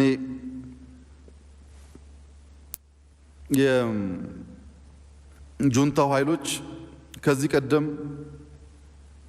ነግሬያችሁ ነበር፣ ረስታችሁት መሰለኝ። የጭንቅላት ድርቀት ያጋጠመው ኃይል ነው ብያችሁ ነበር። ያ ድርቀት ነው አሁንም ስለሽምቅ የሚያሳስበው እንጂ አሁን እኮ ዘመኑ ጭራሽ ለሽምቅ አይሆንም። ጭራሽ ዓለም ተቀይሯል። ያን የነበረው ፖለቲካል ኢንቫይሮንመንት ዛሬ የለም፣ አያዋጣም። ትግራይ የሚያስፈልገው አዲስ ወጣት የተማረ አሁን ያለውን ዓለም የሚገነዘብ ጠንካራ ፓርቲ መፍጠር፣ ትግራይን በራሳቸው ልጆች ማስተዳደር፣ ከኢትዮጵያ ጋር ባለው ህግ መሰረት ተግባብቶና ተዋዶ አብሮ ማደግ ብቻ ነው። ከዛ ውጭ ያለው ሰው ሊገል ይችላል፣ ሊያደክም ይችላል፣ ግን የትም አያደርስም፣ ትርጉም የለውም። ይሄ የስልት ስህተት መጀመሪያ ከለውጡ በኋላ ሸሽተው መቀሌ ሲገቡ ትልቅ ስህተት ተሳሳቱ። ቀጥሎ ብልጽግና ቢለምናቸው ከብልጽግና ጋር አልቀጥልም ቢሉ ሌላ ስህተት ተሳሳቱ። ቀጥለው ደግሞ የማይነካውን ቀይ መስመር አልፈው ሰሜን ዕዝን ሲመቱ ሶስተኛ ስህተት። 3 ጊዜም ሳይነቁ አሁንም ደግሞ ሽምቅ 4ኛ ስህተት ማለት ነው። አንዴ የስህተት መንገድ ከጀመርክ ማቆሚያ የለውም፣ አያዋጣም። ህዝቡ በፍጥነት ከዚህ ጉዳይ መውጣት አለበት። ጉዳት ነው፣ ኪሳራ ነው። እየተጎዳ ያለው የትግራይ ህዝብ ነው።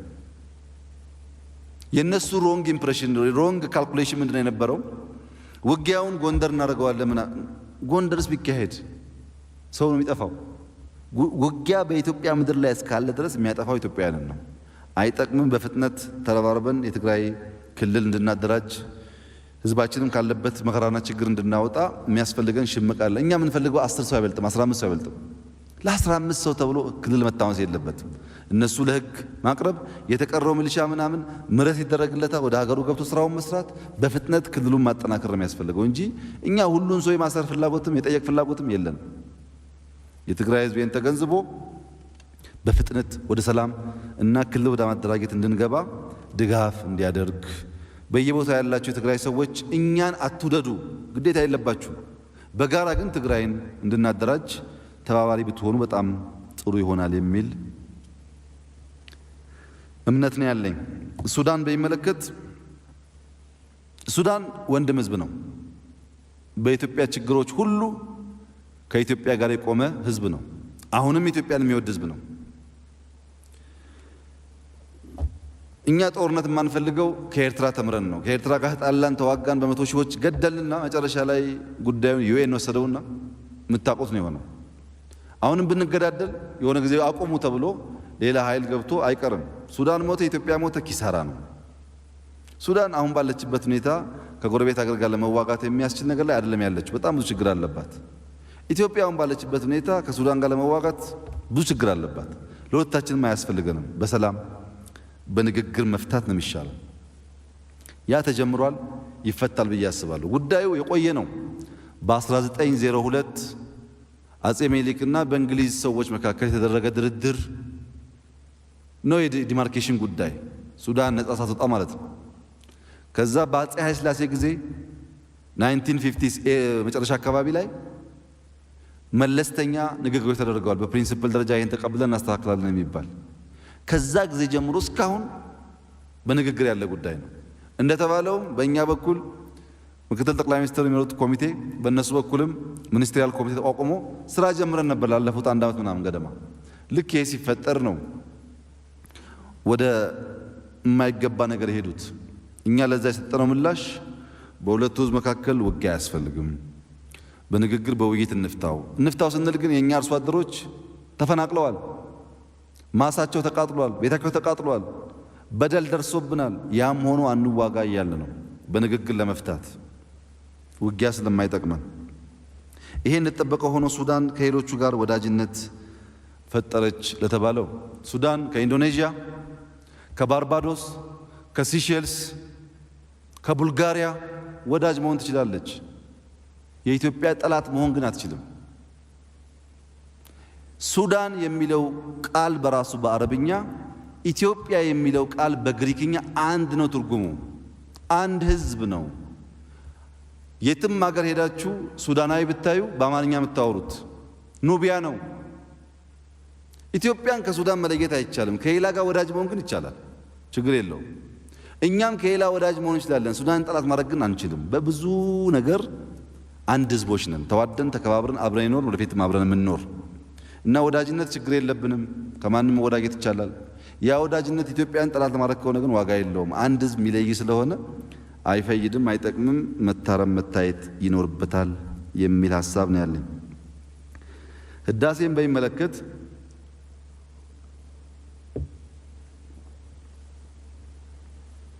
ህዳሴ ዘርፈ ብዙ የሆነ ጣጣ ችግር ያለበት በገንዘብ ቅድም እንዳነሳሁት በዲፕሎማሲም በጣም በስፋት የሚነሳ ጣጣ ነው። በየጊዜው የሚነሳ እና የማያቋርጥ እያንዳንዱ ችግር ጀርባ ሲፈተሽ ሄዶ ህዳሴ ያለበት። የኢትዮጵያን አቋም ግልጽ ለማድረግ ኢትዮጵያ ግብፅን የመጉዳት ፍላጎት ፈጽሞ የላትም። ፈጽሞ ኢትዮጵያ ሱዳን የመጉዳት ፍላጎት ፈጽሞ የላትም። ኢትዮጵያ መጠቀም ነው የምትፈልገው። እነሱ ሳይጎዱ መጠቀም ነው የምትፈልገው። ወንድሞቻችን በዛ ሳይድ ያሉት እንዲገነዘቡ የምንፈልገው እኛ ጨለማ ውስጥ መኖር አንፈልግም። አምፖል ነው የምንፈልገው። የኛ ብርሃን ወደ እነሱ ይጋባ ይሆናል እንጂ አይጎዳቸውም። ከአባይ ጋም ተያይዞ ለሚነሳው መከራከሪያ ሐሳቦች አባይ ወደ ካርቱም ሄዶ ናይል የሚባለው ውሃ ጋር የሚገጥመው 85% በላይ ሼር ያለው ውሃ ነው። የኢትዮጵያ መንግስት የተከበረው ምክር ቤት እንዲገነዘብ የሚያስፈልገው የአባይን ውሃ ባለፈውም አልገደበም፣ በሚቀጥለው ክረምትም አይገድብም። የተከለከልነው ዝናብ አትገድቡ ተብለን ነው። የአባይን ውሃ ብንገድብማ አሁን ዛሬ እንገድብ ነበር። ዛሬ አባይ እኮ የፈሰነ ያለው ከጣና የሚሄደው ውሃ ባለፈው ወር ነበር፣ የዛሬ 3 ወር ነበር። አልነካ ነው። እኛ እኮ ክረምት ላይ ዝናብ ሲዘንብ ከሚዘንበው ዝናብ 5% ማክሲመም ማክሲመም ነው። አንችልም ማስቀረት በጣም ብዙ ስለሆነ ዝናብማ ተጠቀሙ። ይህ ትንሽ ይከብዳል። ብዙ ጊዜ ሲነገር አባይ ተገደበ ይባል። አባይ አልገደብንም፣ እንዳትሳሳቱ። አባይ ከጣና የሚወጣው ሁሌ እንደፈሰሰ ነው ዓመቱ ሙሉ። በክረምት ወራት ግን ከሁሉም ተፋሰስ ቦታዎች የሚዘንበው ውሃ በጣም ከፍተኛ ስለሆነ ከሱ ትንሽዬ ለማስቀረት ጥረት ያደረግነው እና ጣና ተጠቀሙ ተብለን ዝናብ ተጠቀሙ ተብለን እኛ ታዲያ እንዴት ነው? አሁን ደግሞ ዳመና እያዘነብን ነው። እሱም ካልተጠቀምን ችግር ነው። እና ህዳሴን ስንሰራ ማንንም መጉዳት ፍላጎት የለንም። እንዲያውም አብረን ኢንቨስት ብናረግ ጥሩ ነው። ኢነርጂ ላይ በጣም ብናረግ ኢትዮጵያ ፖቴንሻል አላት። ኢነርጂ ላይ ኢንቨስት እያደረግን እርሻ ደግሞ ሱዳን እያደረግን አብረን ብናርግ ጥሩ ነው። እኛ ፍላጎታችን አብረን ማደግ ብቻ። ነገር ግን ህዳሴ በጣም ብዙ ፈተና ያለው ቢሆንም ቴክኒካሊም በገንዘብም ብዙ እየተፈተንበት ያሉ ጉዳዮች ቢኖሩም ለኢትዮጵያ ህዝብ ቃል በገባ ነው መሰረት እናሳካዋለን። ይሄ የሚታጠፍ ሐሳብ አይደለም። የሚቀጥለው ክረምት ውሃ አያያዝ ጋር ተያይዞ ኢትዮጵያ ውሃ እንዴት እንደሚሞላ ሳትፈርም ውሃ ባትይዝ የሚል ጥያቄ ይነሳል። የግብፅና የሱዳን መንግስት ዝግጁ ከሆኑ ውሃ አሞላልን በሚመለከት ኢትዮጵያ ነገ ጠዋት ለመፈረም ዝግጁ ናት። አትፈርም እየተባለ እንደሚነገር አውቃለሁ። ዝግጁ ነን። እኛ ውሃ የምንይዘው እኮ በህግ ነው፣ ቴክኒካሊ በሚታወቅ ስርዓት ነው የምንይዘው። ዝግጁ ነን። ነገር ግን ውሃ አሞላሉንና ኦፕሬሽኑን አንድ ላይ እንነጋገር ከተባለ ደግሞ ጊዜ ስለሚወስድ የሚያከራክር ጉዳይ ስላለ የዘንድሮ ክረምት ያልፋል። የዘንድሮ ክረምት ማለፍ ማለት የተከበሩ የግብፅ ወንድሞቻችን እንዲገነዘቡ የምንፈልገው $1 ቢሊዮን ሉዝ ማድረግ ነው። በየዓመቱ ኢትዮጵያ $1 ቢሊዮን ሉዝ ታደርጋለች። ይሄን ከየት አባት ያመጣዋል? በትግራይ $1 ቢሊዮን አጥፍቼ እንደገና ደግሞ እዚህ ውሃ ባለመያዝ አይመችም፣ አይቻልም። እሱ አስቸጋሪ ነው እና ውሃውን እንይዛለን። ውሃ ከመያዛችን በፊት የሚደረግ ድርድር ካለ ዝግጁ ነን። ውሃ ስንይዝ እነሱም በማይጎዳ መንገድ መሆን ደግሞ እርግጠኛ ሆነን እንሰራለን። ወንድሞቻችን እንዲጎዱ ስለማንፈልግ 6 ቢሊዮን ዛፍ እንተክላለን፣ እሱም ዝናብ ይጨምራል። ይሄ ዳመና ማዝነብ ቅድም አላነሳውላችሁ እንጂ ሁለት ቴክኒክ ነው ያለው። አንደኛው ከምድር ወደ ሰማይ በሚተኮስ ጨዋማ ንጥረ ነገር ባለው ነገር ነው የሚዘንበው። ሁለተኛው አየር ከዳመና በታች በማብረር እነዛ ነገሮች በመርጨት ነው ዝናብ የሚዘንበው። በጣም የሚገርማችሁ ቴክኖሎጂው ግን ዝናብ በዘነበ ቁጥር የዳመና ቁጥር ያድጋል። ስለዘነበ የሚጠፋ እንዳይመስላችሁ። ባዘነባችሁ ቁጥር ዳመና የበለጠ እየተከማቸ ነው የሚሄደው እና ኢትዮጵያ ውስጥ ዝናብ እየበዛ ይሄዳል። ችግኝ የተከልን ነው፣ ዳመና እናዘንባለን። የኛ ጎረቤቶች ሁሉም በቂ ውሃ ያገኛሉ። በቂ ውሃ እንዲያገኙ የኢትዮጵያ ሕዝብ በነፃ ችግኝ ተክሎ እየሰራ ነው። እኛም ደግሞ እንድንለማ እነሱም ትብብር እንዲያደርጉልን በሰላም ብቻ ጉዳዩን እንዲያዩት ነው መልእክት ማስተላለፍ እንፈልገው። ህዳሴን በሚመለከት ግን የፈለገ ፈታኝ ነገር ቢኖር ያው በተገባው ቃል መሰረት የሚፈጸም ይሆናል። ምርጫን በሚመለከት የዘንድሮ ምርጫ በመደበኛ ሁኔታ የሚካሄድ አይደለም። ቅድም እንዳነሳችሁት አንደኛ ሶሻል ሚዲያ የሚባል ነገር እኔ እንኳን ስመጣ ወደዚህ ኦፊስ ከ270 በላይ ብሎገር ተዘግተው ነበር። ክፍት ነው፣ ሁሉም ክፍት ነው። ደግሞ ቀላቢም አለው። ለነዚህ ኃይሎች የሚቀልብ ብዙ ሰው አለ። የፖለቲካ ምህዳሩም እንደምታውቁት በንጽጽር ሰፍቷል። ድሮ የምናውቀው አይነት ነገር አይደለም ያለው። የትርክት መራራቅም አለ። ቅድም እንዳነሳ ነው። በእነዚህ ምክንያት የሚቀጥለው ምርጫ በጣም ወሳኝ ነገር ግን ቻሌንጂንግ ነው። በዚህ ምርጫ ለመወዳደር ፈልገው ዝግጅት እያላቸው የሚወጡ ፓርቲዎች በሚመለከት መንግስት ከግማሽ መንገድ በላይ አነጋግሯል፣ ለምኗል፣ ደግፏል። አንወዳደርም የተባሉት ፓርቲዎች እኔ አናግሬያቸዋለሁ። አስፈላጊውን ድጋፍ እናርግላችሁ፣ ተወዳደሩ፣ እንዳትወጡ አናግረናል። ሽማግሌ ተከንባቸዋል። ገና ባለፈው ታስታውሱ እኮ ነግሬያቸዋለሁ እኮ ሊወጡ የሚያስቡ ኃይሎች አሉ ብዬ ተናግሬያለሁ። እንዳይወጡ ለምነናል። ለምሳሌ ኦሮሚያ ውስጥ ኦፌኮ እንዳይወጣ እኔ ያናግራቸዋለሁ እናግዛችሁ ተወዳደሩ ብዬ ማለት ነው ሽማግሌ ባለበት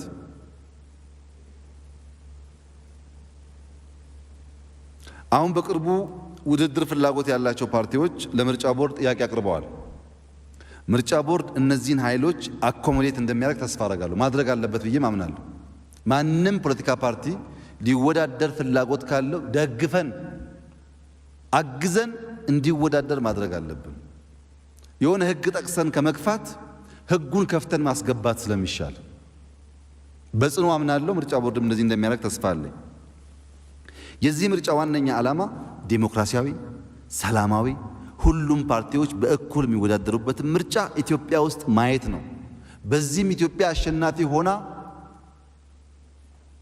ብንሸነፍ ለመጀመሪያ ጊዜ እንኳን ደስ ያለ የሚል ቃል ከኢንከምበንስ ከአሁን ካለው መንግስት ተሰምቶ የስልጣን ሽግግር የሚደረግባት ኢትዮጵያ ማየት ነው ብናሸንፍ በህጋዊ መንገድ ብቻ እንዲሆን ኮሮጆ ላለመስረቅ እንቅፋት ላለመሆን የኛ ካድሬዎች በሺዎች በመቶ ሺዎች አስተምረናል እባካችሁን የኛ ድል ምርጫው ዲሞክራሲያዊና ሰላማዊ እንዲሆን ማድረግ ነው ያው ድሮም ስለነበርን እናቀዋለንና ብዙ ሙከራ የተደረገ ነው ኢትዮጵያን አሸናፊ የሚያደርግ ምርጫ ይሆናል የሚል ተስፋ አለ ዲሞክራሲን በሚመለከት ግን ዲሞክራሲኛ ጋር አበበ አደገ የሚሉ ሀገራትንም መለስ ብሎ ማየት ጠቃሚ ይመስለኛል ዲሞክራሲ የሂደት ውጤት ነው የባህል ለውጥ ውጤት ነው የአንድ ምርጫ ውጤት አይደለም አንድ ምርጫ ምንም ያክል የጠራ ቢሆን ዲሞክራሲን በተሟላ መንገድ አያረጋግጥም ግን ዲሞክራሲ እንዲፈጠር ዋና መሰረት ነው ምርጫ ለምሳሌ አሜሪካኖች ሲጠየቁ 300 ዓመት የቆየ ዲሞክራሲ አለን ይላሉ በቲዮሪም በሊትሬቸርም ይነገራል ግን አይደለም አሜሪካን ሀገር ውስጥ ሴቶች ለመምረጥ 150 ዓመት አይፈቀድላቸውም ነበር ለመምረጥ ነው ቮት መስጠት ሴት አትችልም አሜሪካ ውስጥ 150 ዓመት ከተፈቀደላቸው በኋላ አሜሪካ መምረጥ ሳይሆን ለመመረጥ ደግሞ 250 ዓመት ፈጀባት አንድ ምክትል ፕሬዝዳንት ሴት ለማምጣት 250 ዓመት የዲሞክራሲና የባህል ለውጥ ያስፈልግ ነበር ኦቨርናይት የሚፈጠር ዲሞክራሲ የለም ባህል ነው የሚቀየረው ስርዓት ሲስተም ነው የሚቀየረው ጥቁሮች አሜሪካ ላይ ለመምረጥ 200 ዓመት ፈጀባቸው ለመምረጥ አይፈቀድላቸውም ነበር ለመመረጥ 230 ዓመት ፈጀባቸው እኛም ሀገር ሁሉም ነገር በአንድ ጀንበር እንደማይሆን የነዚህ አገራት ታሪክ ያሳያል በሂደት ግን እየዳበረ የተሻለ ዲሞክራሲ ይፈጠራል የሚል እምነትና ተስፋ አለ በአንድ ምርጫ ሁሉም መመለስ ባይቻልም ከምርጫው ጋር ተያይዞ ስለ እርቅ የተነሳው እንደተባለው እርቅ በጣም አስፈላጊ ነገር ነው ኢትዮጵያውያን ይቅር መባባል አለብን የትናንትናው ረስተን የበለጸገች አገር መፍጠር ያስፈልጋል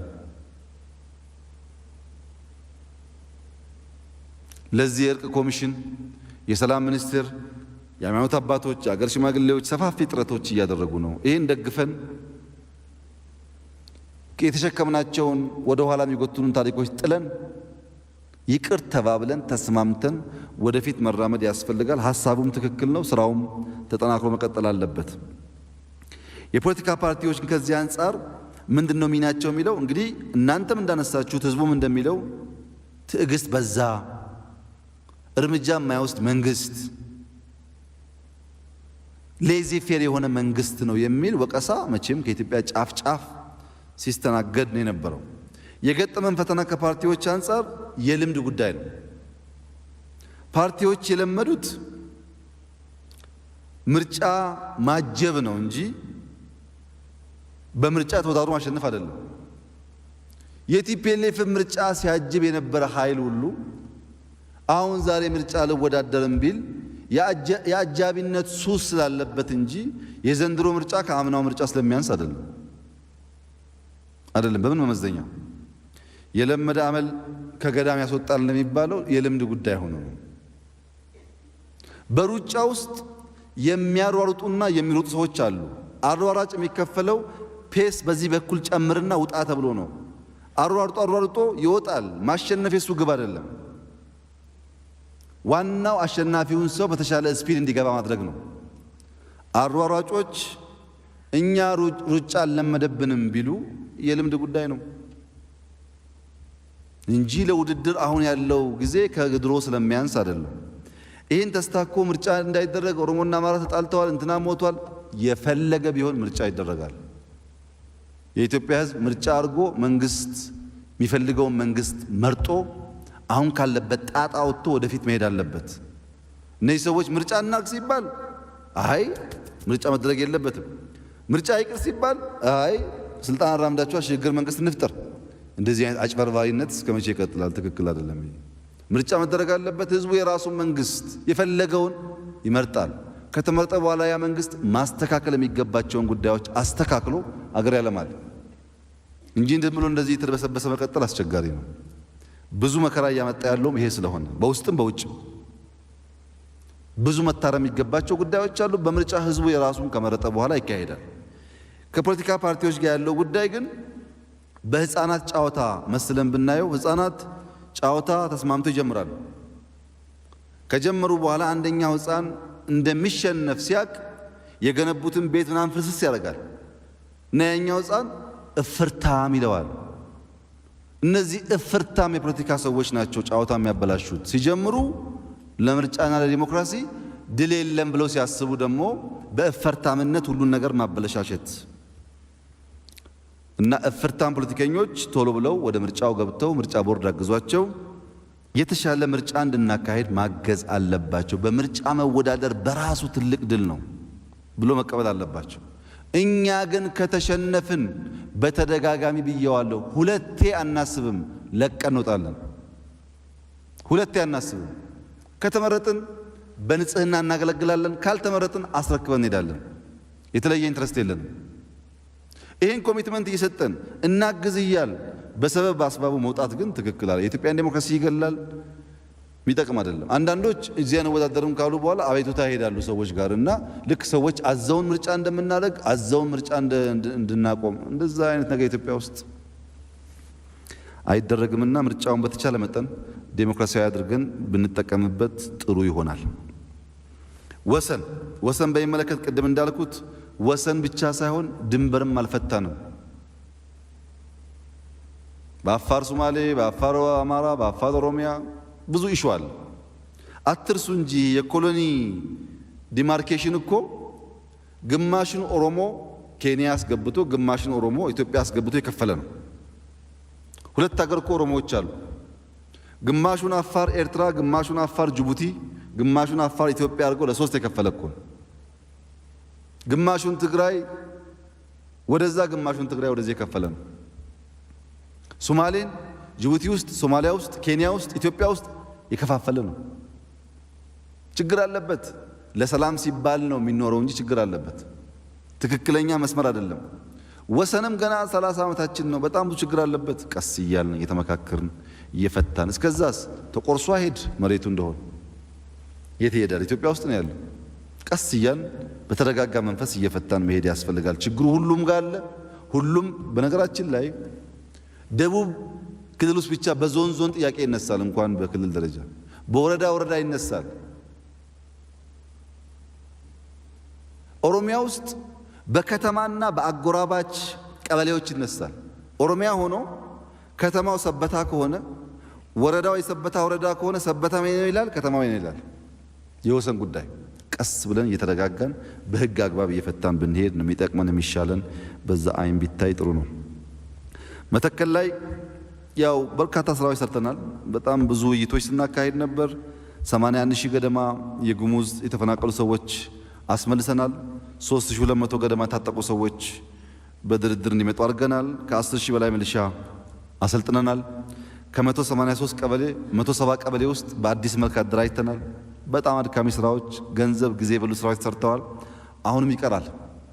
ተፈናቅሎ ያልተመለሱ አርሶ አደሮች፣ ቤታቸው የተቃጠሉ አርሶ አደሮች አሉ። አሁንም ሰፊ ጥረትና ስራ፣ እርቅ፣ ስምምነት ማድረግ ይፈልጋል። እሱን እየሰራን ነው። ማጠናከር ይፈልጋል። እዛም እንዲበላሽ የሚሰሩ ኃይሎች አሉ። አሁንም ከዚህ ሁሉ ድካም በኋላ ነቅተን ተባብረን የብሔር እና ምናምን ሳናነሳ እንደ አንድ ሀገር ህዝብ ሆነን ነገርየውን በሂደት ማረም ማስተካከል ያስፈልጋል። ልዩ ኃይል በሚመለከት በተለያየ አግባብ ተነስቷል። ከሚሴ ጋር የሚያያዘው ትናንት ሙሉ ቀን ማታም እስከ ምሽቱ ብዙ ሰዓት በዚህ ጉዳይ ነበር ነው። አንዱ ችግር የከሚሴ አካባቢ የኦሮምኛ ተናጋሪዎች ስታገኝ በቃ ኦሮሞዎች አለቁ፣ የአማራ ልዩ ኃይል ጨፈጨፋቸው የሚል ሪፖርት የሚመጣው። የአማራው አካባቢ ደግሞ ሰው ሪፖርት ሲያደርግ እዛ ጋር ሸኔ የሚባል ኃይል ጨፈጨፈ ነው የሚለው። እኔ መለስኩላቸው የከሚሴ ህዝብ የወሎ ህዝብ ነው። የወሎን ህዝብ አይጨፈጭፍም፣ የወሎን ህዝብ አይጨፈጭፈውም፣ ወንድሙ ነው። መሀል እያገባ የምናባላ እኛ ነን። ህዝቡ ሳንፈጠር ነበር፣ ወደፊትም ይኖራል። በዚህ ሂደት የገደለ ያቆሰለ ካለ በህግ ይጠየቃል። ነገር እንዳይፋፋም እንስራ። አናባብሰው፣ ጥሩ አይደለም። ለወሎ ህዝብ ከከሚሴ በላይ በእምነትም በባህልም በታሪክም የሚቀርበው ማንም የለም። ከሚሴም እንደዚሁ። ከሚሴ ከወሎ ውጭ ብቻውን ግንጥል ጌጥ ነው። እነዚህ አንድ ህዝቦች ናቸው። በሰከነ መንገድ ሁለቱም ጋር ሰው እንዳይጎዳ፣ ሁለቱም ጋር ክፍፍል እንዳይፈጠር አንድ ነው ተከባብሮ ወደ ልማት እንዲሄዱ ማድረግ ነው የሚጠበቅብን። በዚህ ብንሄድ ጥሩ ነው። መከላከያም ልዩ ኃይልም ልዩ ኃይል የራሱን ህዝብ መጨፍጨፍ እንዴት ያደርጋል? የራሱ ህዝብ እኮ ነው። ከጨጨፋ በኋላ እኮ መልሶ የአማራ ክልል ነው። እንደዚህ አይነት በጣም ወደ ጫፍ ሄደ ነገር ሰከን ብሎ ማየት ጠቃሚ ይሆናል። ጠቃሚ የሚሆነው ሰክነን ሞት መቀነስ ነው። ሁሉም ኢንፍሌትድ የሆነ ነንበር ነው የሚናገረው። በእያንዳንዱ ሞት ውስጥ ትግራይ ስትሄዱ አክቹዋል የሚሰማው ሪፖርትና የሚነገረው ይጋነናል። ጉሙዝ ስትሄዱ ይጋነናል። በየቦታው እንደዛ ነው። ሰው የራሱን ብቻ ጠበቃ ሆኖ ስለሚቀርብ አይጠቅመንም። ሰላም ያስፈልጋል። የጋራ ልማት ያስፈልጋል። በኦሮሞና በአማራ መካከል ወሎም ይሁን ወለጋ፣ ሸዋም ይሁን የሆነ ጎጃም ግጭት ካለ ጠላት ይጠቀማል እንጂ ኦሮሞም አማራም አይጠቀም። ይህን አስቦ ረጋ ብሎ በትብብር በሰከነ መንገድ ማየት ይሻለናል። እባካችሁን በዘር መባላት በእምነት መባላት አይመጥነንም። ታሪካችን አይደለም፣ አይፈይድም፣ ጥፋት ያስከትላል፣ ለጠላቶቻችን ሲሳይ ያደርገናል። ጥንቃቄ እናርግ። ይህን የምታራግቡም ኃይሎች እባካችሁን ኢትዮጵያን በማባላት ጥቅም አታገኙም። ሰክናችሁ ለማየት ሞክሩ።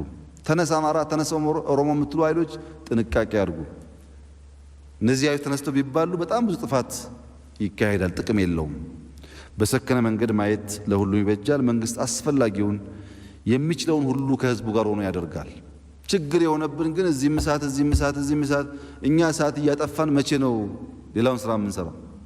በየአካባቢው እያንዳንዱ ዜጋ ሰላም ለማምጣት ችግር እንዳይፈጠር ተባባሪ ሆኖ መስራት ይጠበቅበታል እንጂ 1 ሚሊዮን ጦር የለንም። እኛ ያለን ጦር ሁሉ ቦታ ልንበትነው አንችልም። ይህን ታሳቢ ያደረገ ስራ እንሰራለን። እናንተም ደጋፊ ሁኑ። በከሚሴም በፌዴራልና በክልል ኮሚቴዎች አዋቅረን ልከናል። ይረጋጋል፣ ህዝቡ መረጋጋት ያቀበታል። እኛ ማጋጋሉን ከተውን ይሰክናል። ለነበረው ጥፋት ደግሞ ሁሉም በህግ ይጠየቃል፣ እንደ ጥፋቱ ልክ ማለት ነው። እና በሰከነ መንገድ ብናየው ጥሩ ነው። የልዩ ኃይል በሚመለከት ቀደም ብሎ ኮሚቴ ተቋቁሟል። ህገ መንግስታዊ አይደለም ፔሬድ ህገ መንግስታዊ አልነበረም፣ ግን ተቋቁሟል። አሁን የአማራ የኦሮሞ የሚባል ብቻ ሳይሆን ሲዳማም ተቋቁሞ ልዩ ኃይል አደራጅ እያለ ነው ያለው።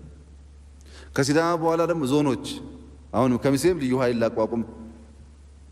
ገንዘብ በልዩ ኃይል ፈጅተን መቼ ነው ብልጽግና ይመጣው? ጓዶች እንደዚህ እኮ አይሆንም። የሚሆነው ምንድነው? ጥናቱ ከተጠና በኋላ ይጠቅማል አይጠቅምም፣ እንዴት እናድርገው አይተን በመከላከያ የሚነሱ ጉዳዮች ስላሉ በህግ አግባብ ማስተካከያ ይደረጋል። ኃይሉን አንበትነውም። ኃይሉ የምንጠቀምበትን መንገድ ጥናቱ የሚያመጣው ውጤት አይተን እንጠቀምበታለን። አስፈላጊ ነው።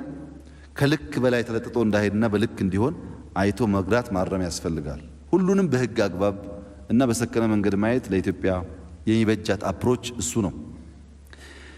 ነገር ሲሰበሰብና ሲደመር ብዙ ግጭት አለ፣ ብዙ ግድያ አለ፣ ብዙ ክፉ ዜና አለ። በየቀኑ እንቅልፍ የሚነሱ በጣም በርካታ ነገሮች አሉ።